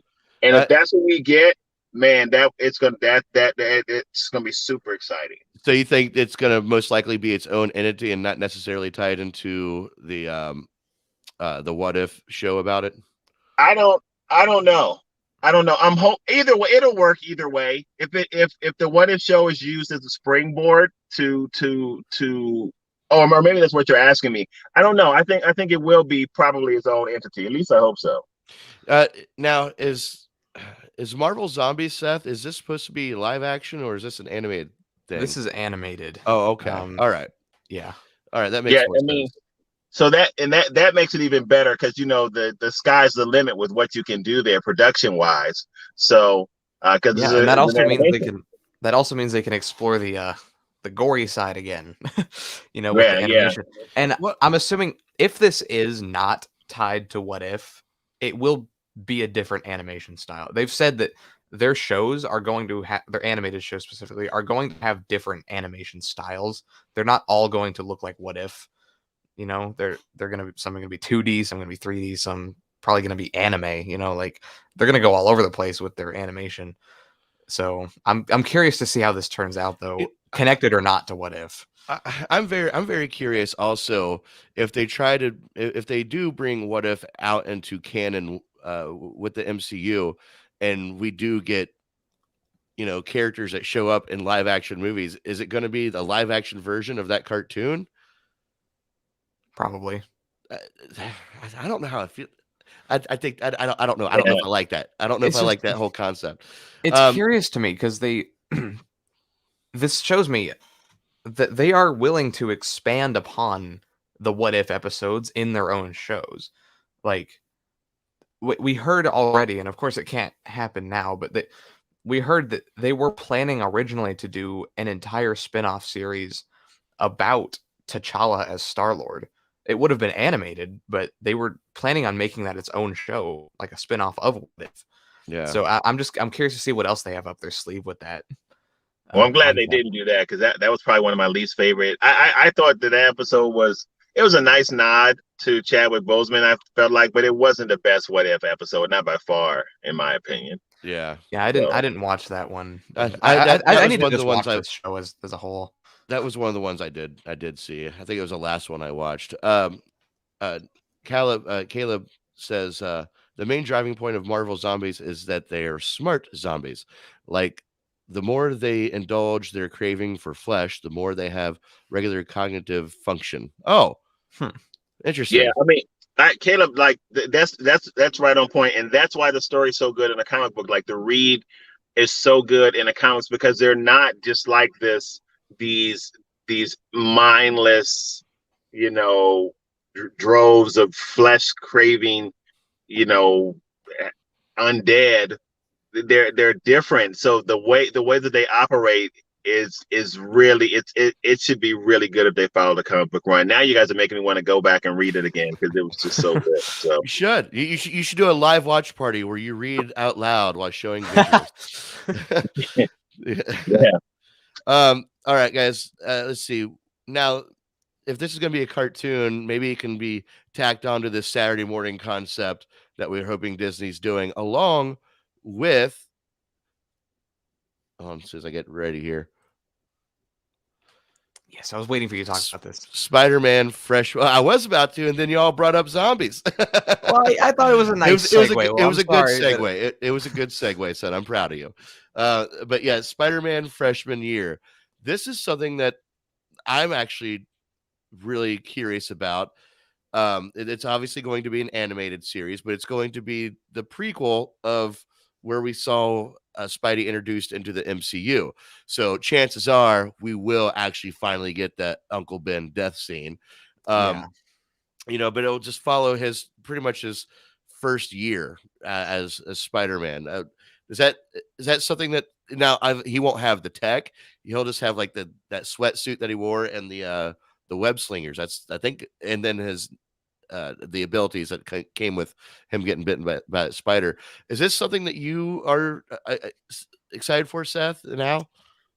I mean, yeah, honestly, I'm really excited for this.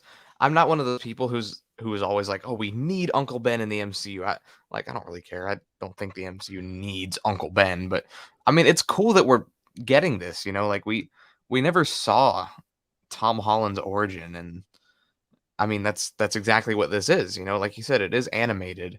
Yeah. And I'm assuming it'll only go one season, because if I'm not mistaken, he was only Spider-Man for like 6 months before Civil War. Oh, was he? So Okay. yeah, so this will take place in that timeline.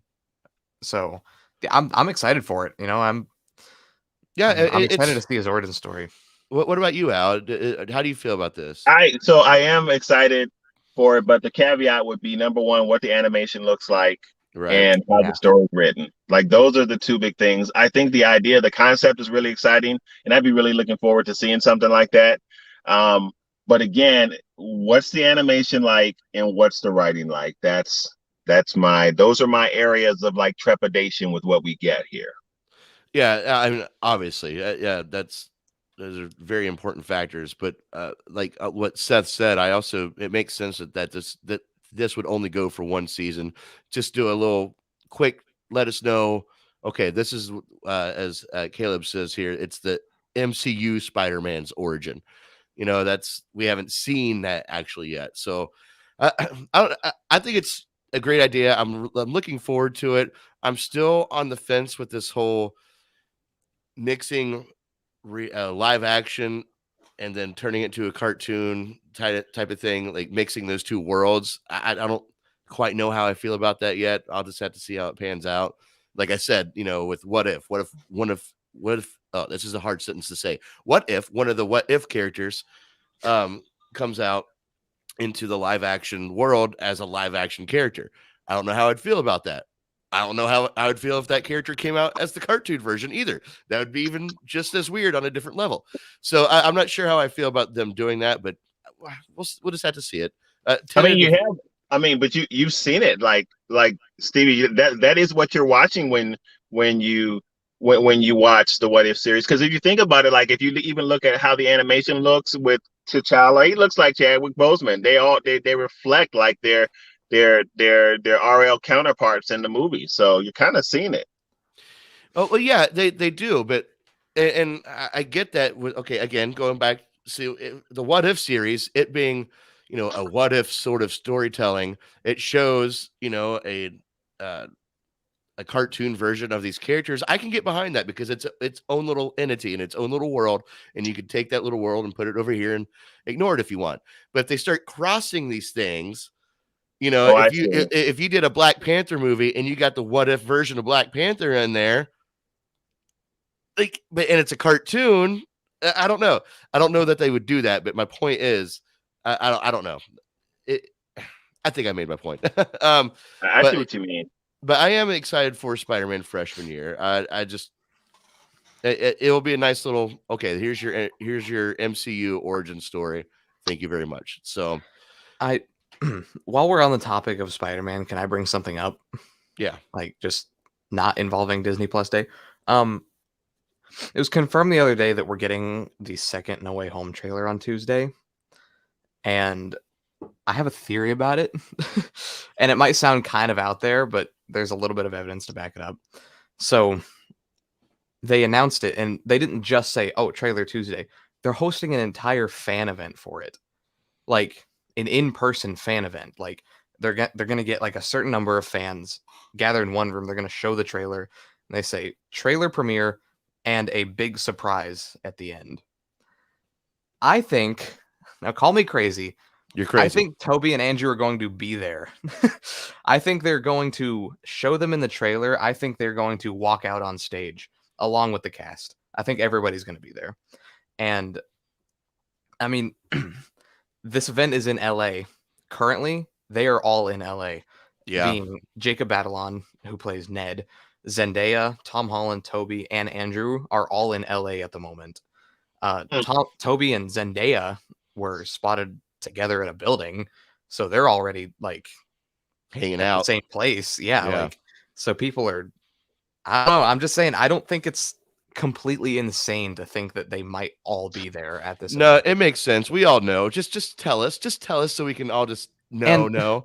Why else would they host this big of a fan event if they're not going to show Toby and Andrew in the trailer? They probably want to film that reaction of the audience, like maybe use it in marketing somehow. Like, they want to film that reaction, people's reactions to actually seeing them back. So I'm just throwing that out there. And this is on Tuesday, so we'll know then. Do you know what time it drops on Tuesday by any chance? Did they give any indication? The event itself starts at 8 p.m. Eastern Standard Time. Okay. So we don't actually know for sure if the trailer's dropping online or not afterwards.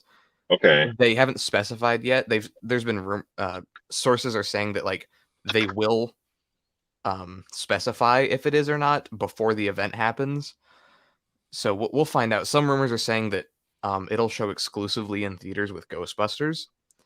So, I mean, we'll see. Nothing is Thursday, confirmed. which comes out Thursday. Right.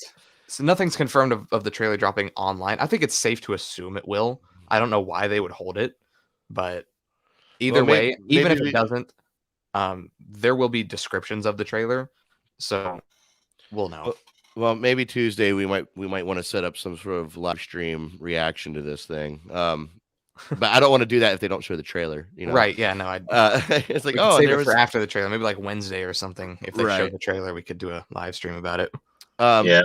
Caleb, real quick, says Star Wars makes it work. I mean, Ashoka, is that how you say her name? Ahsoka, thank you. Made the jump from animation to live action very well. That's a very good point.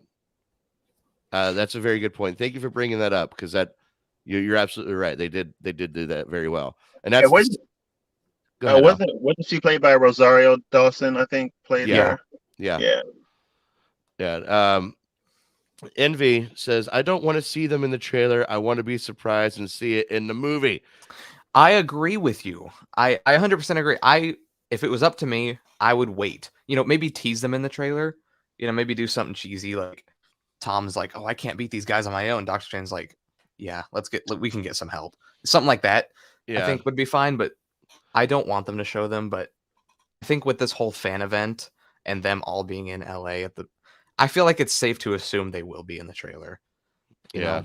I hope the trailer turns it around for me, because as you all know, I wasn't super excited about it. Again, all three of them being on screen. Not super excited about the Sinister Six. I am kind of looking forward to what Doctor Strange brings to this, but I do think he's going to be a device probably just to bring them together, but maybe not. Like I'm hoping that the trailer gets me much more excited about. I don't know, man. I'm kind of, I feel like what I'm saying is a bit duplicitous, but because I'm excited but not excited. I'm both, right? I'm not like super hyped like everybody is about it. So I hope this trailer gets me ramped up, and then I hope when I see it, I'm looking forward to making a video saying, "Yo, I do not know what I was thinking," because this thing is fantastic. So. This movie's only a month away, and that's just crazy to me. I'm with you, Al. Like I am excited for it, but I hope I'm the right type of excited. I hope I'm excited for what I hope they bring, but I don't know. I do have my reservations about it as well.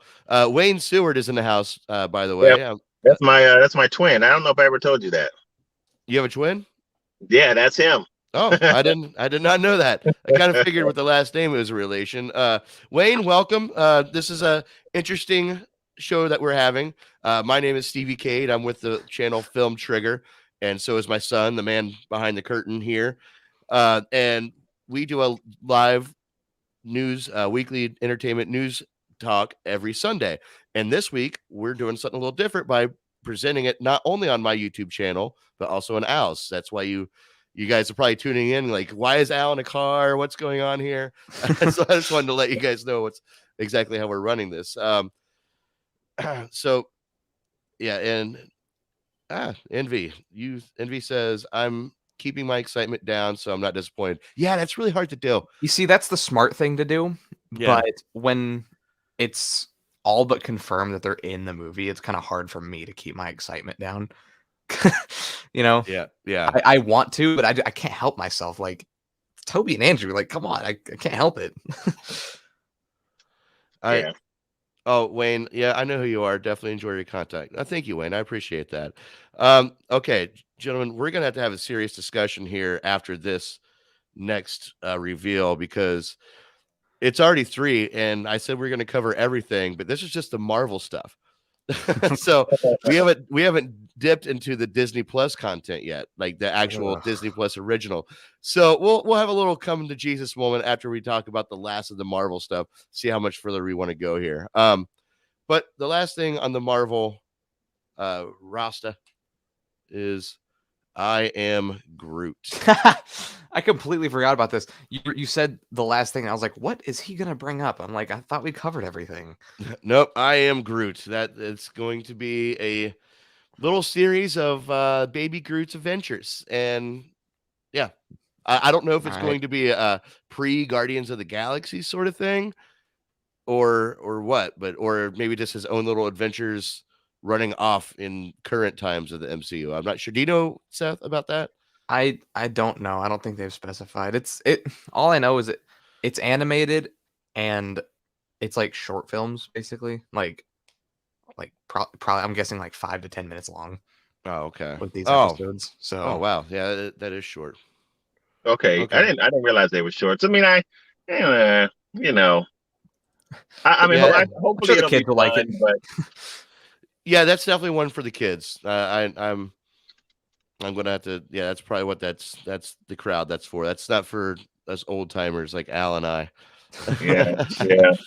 Well, Envy, now I'm excited about Groot. Yeah, awesome. What sucks, Envy? What are you talking about exactly? All right, well, gentlemen, that's it for the Marvel Studios content. Al, if you want to dip out anytime, you're more than welcome to. I won't feel insulted. I just wanted to let you guys know this is a big day, and we still have the Disney Plus original content, which has not quite as much as Marvel, but still a decent amount of things to cover. But I'm not even sure that we would talk about a lot of this because a lot of this seems very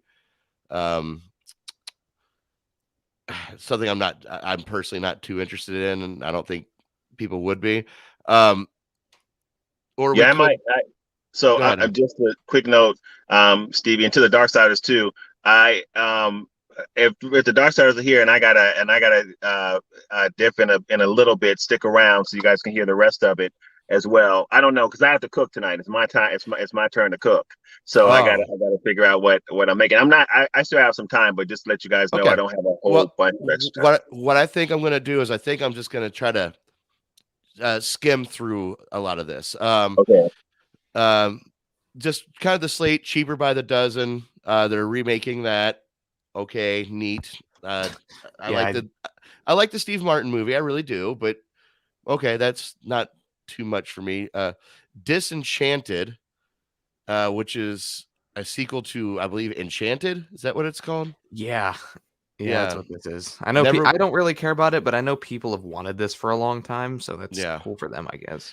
I'm interested to see how this comes out. It's not big on my list, but I do want to see what they do with it. Yeah, I never saw the first one, so like I just don't not in the know about it. But I do know that this next one, Seth, I want to see how you feel about it. Diary of a Wimpy Kid, Roderick rules, because you were a huge fan of the Diary of a Wimpy Kid series growing up. Yeah, it's interesting. This is a sequel to the animated movie. Animated movie's not even out yet. Like the first one. It comes out next month. They've already announced a sequel to it. Hold on, guys. I'll be right back. Continue talking. I'll just be right back. Sorry. Oh, okay. So, hey, Seth, is this animated too? Or is it live action? Yeah, these are animated. I don't really like the animation style. I don't have control, so I can't bring up a picture of it, but it's just weird. It looks like exactly the same as the books, but they're 3D and like it's not like black and white. But, oh, really? Yeah, so it looks off, but I mean, I'm curious, but I'll watch the first one. What looks off? The animation style of it looks off. Like, just the way it looks is just weird to me. Like, it's the same art style as the book, but just in animation form and 3D, and it looks weird to me. But I mean, I'm curious about it. The first movie comes out December 3rd, so that's what, 2 weeks, 3 weeks. So I'll watch that, I guess. If I don't like it, then I'm just gonna drop it because I don't really care that much about it. But I'm curious about it because I liked the books and I still like the original movies. Honestly, underrated. They're all good, or the first three at least. All right. Well, I'm either way. I know you really liked it, Seth, so that's why I was curious about your mind. Sorry, I had to take off there, guys. I remembered that I had my kerosene heater still going, and it was the house was starting to get a little warm. So I was like, oh, I better turn that off real quick. Yeah, Envy I have children in the house, so I'll be checking them out. Yeah, definitely. This is definitely, again, aimed towards the children market. So,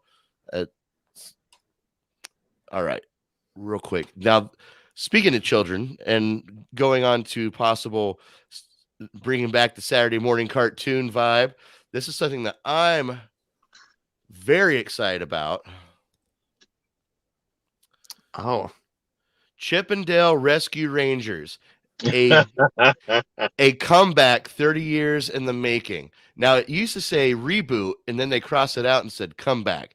So it might be just a continuation of the original Rescue Rangers, which is what I want. I loved Rescue Rangers. It was always as soon as I get home, turn on the cartoon channel, and I would that one of the 3 cartoons I was allowed to watch as soon as I got home. What about you, Al? Were you into Rescue Rangers at all? I watched it a little bit, but the reason I laugh is it does like spark nostalgia, and I think it's cool that they're bringing back some of the stuff that, in my opinion, was like the better era of cartoon making. Yeah.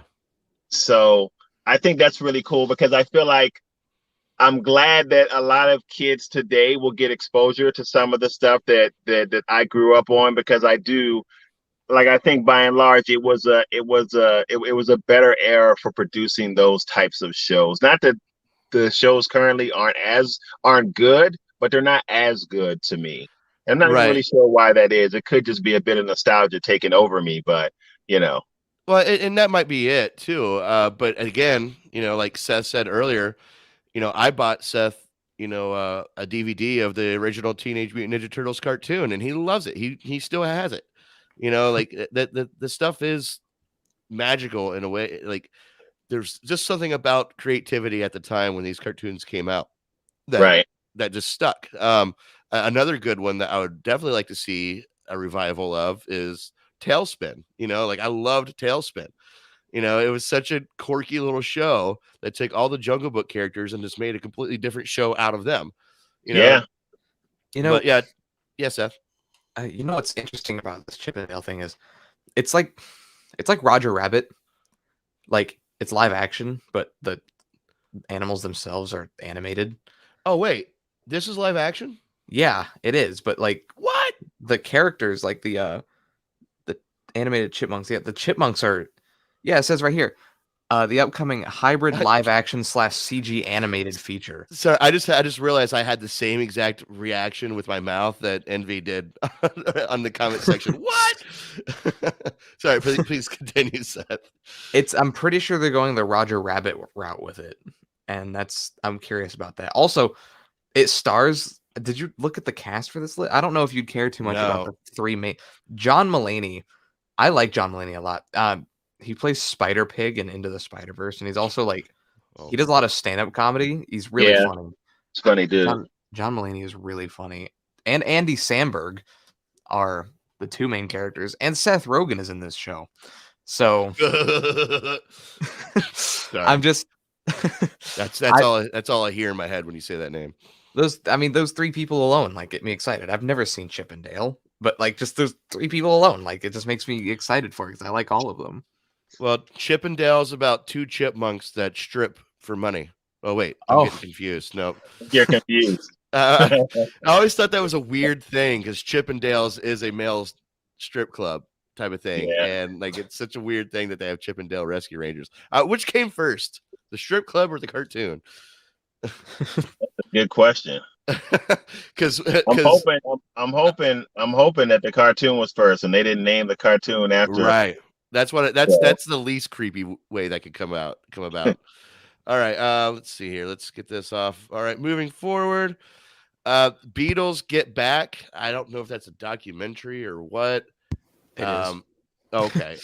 Well, then I'm about to piss off a lot of people because I was hoping that Ramon was going to be one of those people I piss off because he's in the UK, but I don't like the Beatles, so like I have no interest in this at all. What about you guys? Yeah, me neither. All right, I don't. cool. Beatles, get back. There you go. Back, Beatles, back. Better Nate than ever. Not a clue what this is. I guess it's based on a book. Isn't there a children's series of books called Big Nate? Maybe Envy knows about that 'cause she's got kids. I wonder if it's based off of the Big Nate series. I don't know. Yeah, I don't know. It doesn't say. It just says based on the book. So Oh, okay. I'd assume the book is just called Better Nate Than Ever, but I don't know. Right. Okay. Neat. Thank you, Disney Plus. I'm sure it'll be great. What I'm really looking forward to, and again, nostalgia, and say what you want about me, whatever. Say what you want about my kid, whatever. I don't know why I brought you into this, Seth, because you don't even like this movie. But Hocus Pocus 2 dropped their very first official photo. It's great to see him back. I loved this movie as a kid. I really did. It's again like one of my favorite Halloween memories growing up in Texas was well, it's not my favorite Halloween memory, but it's definitely up there because I was grounded from going trick-or-treating this year. And so when I was younger, when I got grounded, but they did allow me to watch a movie and order pizza. And it was this is the movie that was on. My parents weren't home. They had pizza delivered to the house, and it was lightning and thundering outside. To me, it was like such a Halloween moment on Halloween night. And this movie's been gold for me ever since. So yeah, Hocus Pocus 2. I'm glad to see these ladies back. What about you, gentlemen? I did not see Hocus Pocus 1. I know the movie. I did not see it though. Oh, you missed it. You missed the train on that one, huh? Yeah. So. I mean, I've seen the first one a couple times. I don't hate it like you said. I don't hate the movie. I'm not a huge fan of it. You know, I mean, I know there's an audience for it. Yeah. So I know there's people that are super excited about this because we never thought this was going to happen. But I mean, for the people who do like this movie, I'm glad it's happening for them. You know, like I know people really wanted it.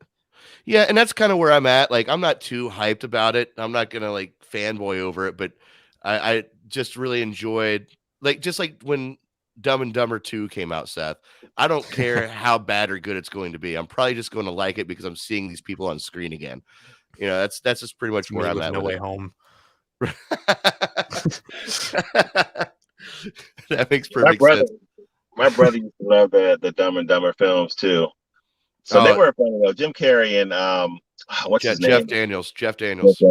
Yeah, which is interesting because those guys are major talents outside of even Jim Carrey outside of comedy. They're major talents. Yeah, they are. Seth, Dumb and Dumber is a go-to for Seth and I sometimes. Like when we just don't know anything to watch, we'll watch Dumb and Dumber and laugh the same exact way every time. It's just we just love it. All right, the next one, let's see, Hocus Pocus, Pinocchio. This is one that's been in the making for a while, or like at least pre-production, right, Seth? Didn't it have like a Robert Downey Jr. attached to it at one point in time, but now it's Tom Hanks. Yeah, Robert Downey Jr. was rumored at one point. I don't know if he was ever like officially confirmed to be in that, but yeah, Robert Downey Jr. wasn't. But I mean, it looks like it's actually happening now. And well, yeah. Well, is it live action? Well, you know, they say things all the time. You know. Oh, that's a good question, Seth. This is live action, right? Yes. Okay, that's what I thought. Okay. Yeah, it's live action, and Tom Hanks is obviously going to be Geppetto. Yeah, and it's directed by Robert Zemeckis. No, really? Good pick. I'm intrigued now. Yeah, he did Back to the Future, and he did Forrest Gump. That's Tom Hanks. Yeah, and Forrest Gump. Wow, good with the info there, Seth. I appreciate that. I didn't know that Zemeckis was a part of it. Okay. Can I throw one more thing about this movie out there? Yes. Joseph Gordon-Levitt is playing Jiminy Cricket. Well, shit, they don't really have to do much. He's already kind of a crickety little weirdo anyway. That's the weirdest way I've ever heard someone talk about Joseph Gordon. Always a crickety little weirdo. Inception. Whenever I hear his name, I think Inception. Whenever I think of when I say that term crickety little weirdo, Seth, I'm thinking about like in The Dark Knight Rises, there's a couple of shots where like somebody pulls him, he's being captured by a bad guy and somebody pulls him in one direction and his legs dance around like he's a scarecrow in the Wizard of Oz. And like that's all I can imagine when you said Jiminy Cricket, and that's what spawned that reaction from me. But going back, and this is segueing a little bit, going back to what you mentioned earlier about franchises that won't die, can I guess what you're going to talk about? Oh, yeah. Go ahead. Is it Ice Age? Is that what you're going to bring up here? Yep. I'm going through the Disney list. As soon as I saw that Ice Age was the next thing after Pinocchio, I was like, that's it. I'm like, that's the franchise that won't die. That's the franchise that won't die. Yep. That's it, man. Yeah. Okay, cool. Okay, I guess. This is the 6th Ice Age movie. I don't know why. It's Ice Age Adventures of Buck Wild. So this is a spin-off. Yeah. Well, it's a spin-off, but they're really showcasing these main characters here in this little teaser. Simon Pegg, you can't save this movie, buddy. I'm sorry. He's the star of this movie, Simon Pegg. Can't save this one. I don't know. Let's see. I'm done. I've long since been done with Ice Age. I don't even like the first one, like, let alone the rest of them. There's a question here. I wanted to make sure I got to from Envy. That says, it was a good movie, in my opinion. I don't understand the second movie, though. Are they? Oh, this has to do with Hocus Pocus. Yeah. Are they going to have the original character? Those women? Yeah, it's the original cast. Yeah, the original cast is back. That's who this image is. Let me bring it up on the screen for you, Envy. Yeah, this is the original ladies coming back in their full form. It's a Kidman. Isn't Streisand? Is that Streisand? You're batting 1,000. No, it's Bette Midler. That's what I meant. Sarah Jessica Parker, and I could never remember the third lady's name, but she played Peggy Hill in King of the Hill. That's why I know her from. I got them all wrong. Woo! All right. We're zipping through this pretty quickly, guys. We're gonna be done here in just a few. Sneakerella. Okay. I understand its concept. I just think it's a poor way of naming it. It's going to be a Cinderella story, in modern times. It's not going to be a fairy tale of it's not going to be so fairy tale. It's going to be held in like I think a modern look at it. That's why it's called Sneakerella. Obviously, it's going to be like he found a shoe or something instead of the golden slipper. But okay, I'm not too interested in that. You guys, no, okay, no filler. The Proud Family, Louder and Prouder. Louder and Prouder. Never seen it. Any good? Have you guys seen The Proud Family? This will be the sequel to The Proud Family. I don't think I've seen it, but was this an animated series too? Yeah, it was like 2007, I believe. I feel like I should know more about this, and yet I don't. Yeah, I don't know. All right, I'm gonna skip over a couple here that I know we'll probably just zip through anyway. Here's one that I am interested in, and I am curious about why this wasn't under the Marvel realm of content. Baymax. Oh, now this is obviously they put out a trailer, which I watched. It was a cute trailer, pretty much what you expect from it. Hold on, I'll be right back. Okay, I need to do something real quick. I'll be right back. Okay. I'm not really familiar with the character. Well, do you remember Big Hero 6? I do. That's why it looks familiar. Okay. Yeah, it's Big Hero 6, but this is why I was curious why it wasn't under the Marvel content, because Big Hero 6 is a Marvel character. Right. I mean, even Stan Lee made a cameo in that movie. So I don't know. I guess they're just going to completely sever it from the Marvel thing and just have it be its own thing, because there's not even a Marvel logo on this thing. Right. So Sucks Seth had to leave because I was really curious about his why he might have some know of why they didn't put that in the Marvel content. I'll ask him I don't later. know. All right, let's see. I think for all intents and purposes, I think that's all I think we covered pretty much all of it there, Al. I'm back. by the way. Oh, good. Seth, quick question. Hmm. Maybe you know the answer to this. Why is this not part of the Marvel content? Because this is Big Hero 6. It's a Marvel thing. Because Marvel Studios isn't doing it. That's it? Yeah. Oh, okay. If Marvel Studios was developing this, then it would be there, but Disney Animation is doing this. So they're probably is it still gonna have like the Marvel logo at the beginning or Nope. Nope. The movie didn't have that either.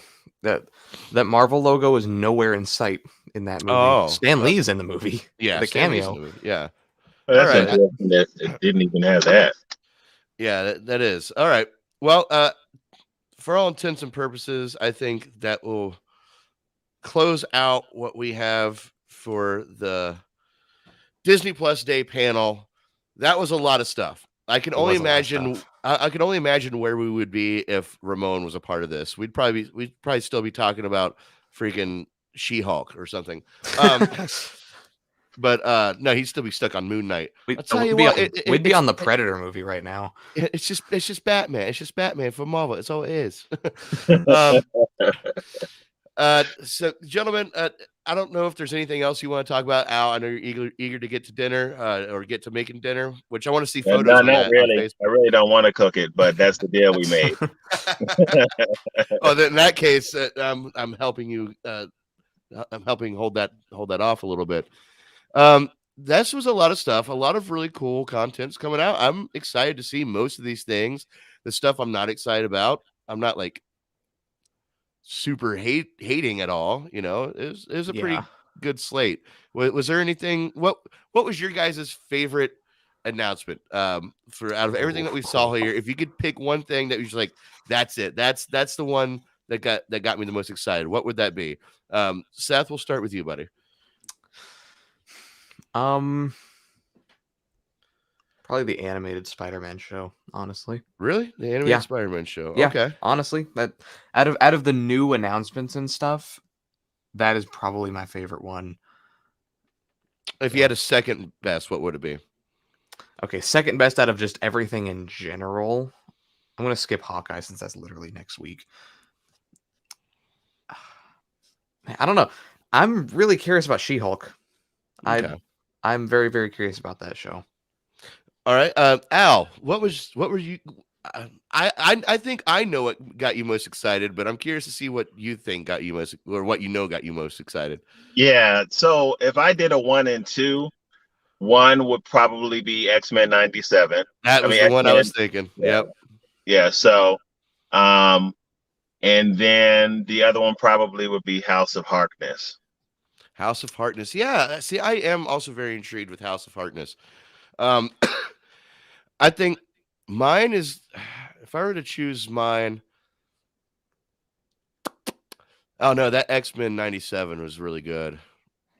That X-Men 97, I'm going to have to agree with Al on that. And also Prey, the Predator story. That one also got my attention pretty well too.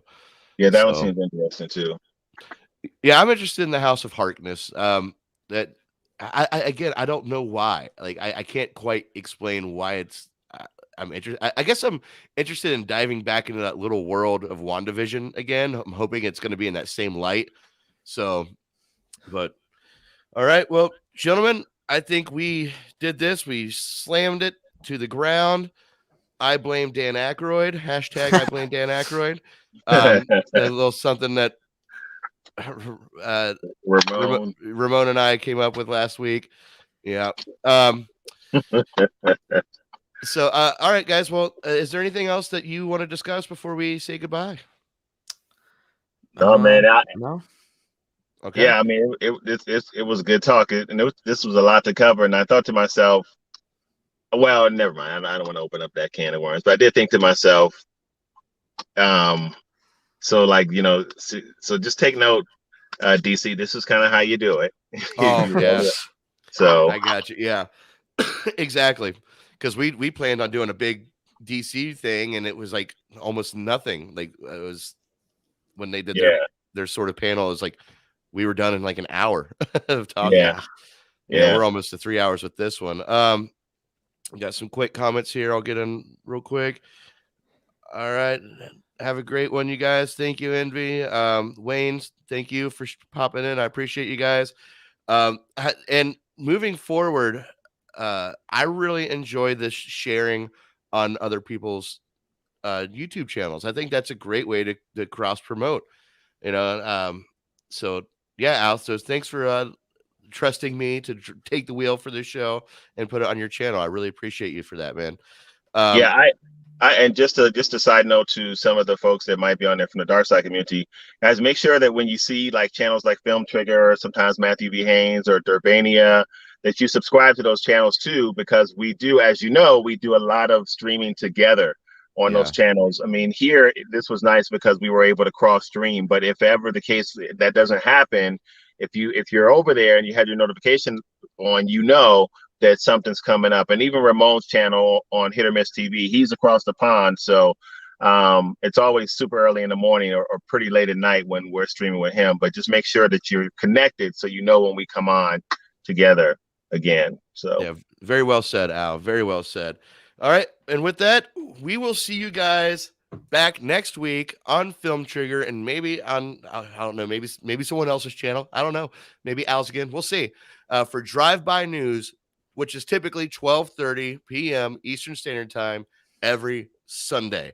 All right. And until then, stay trigger happy, my friends. Peace. Peace.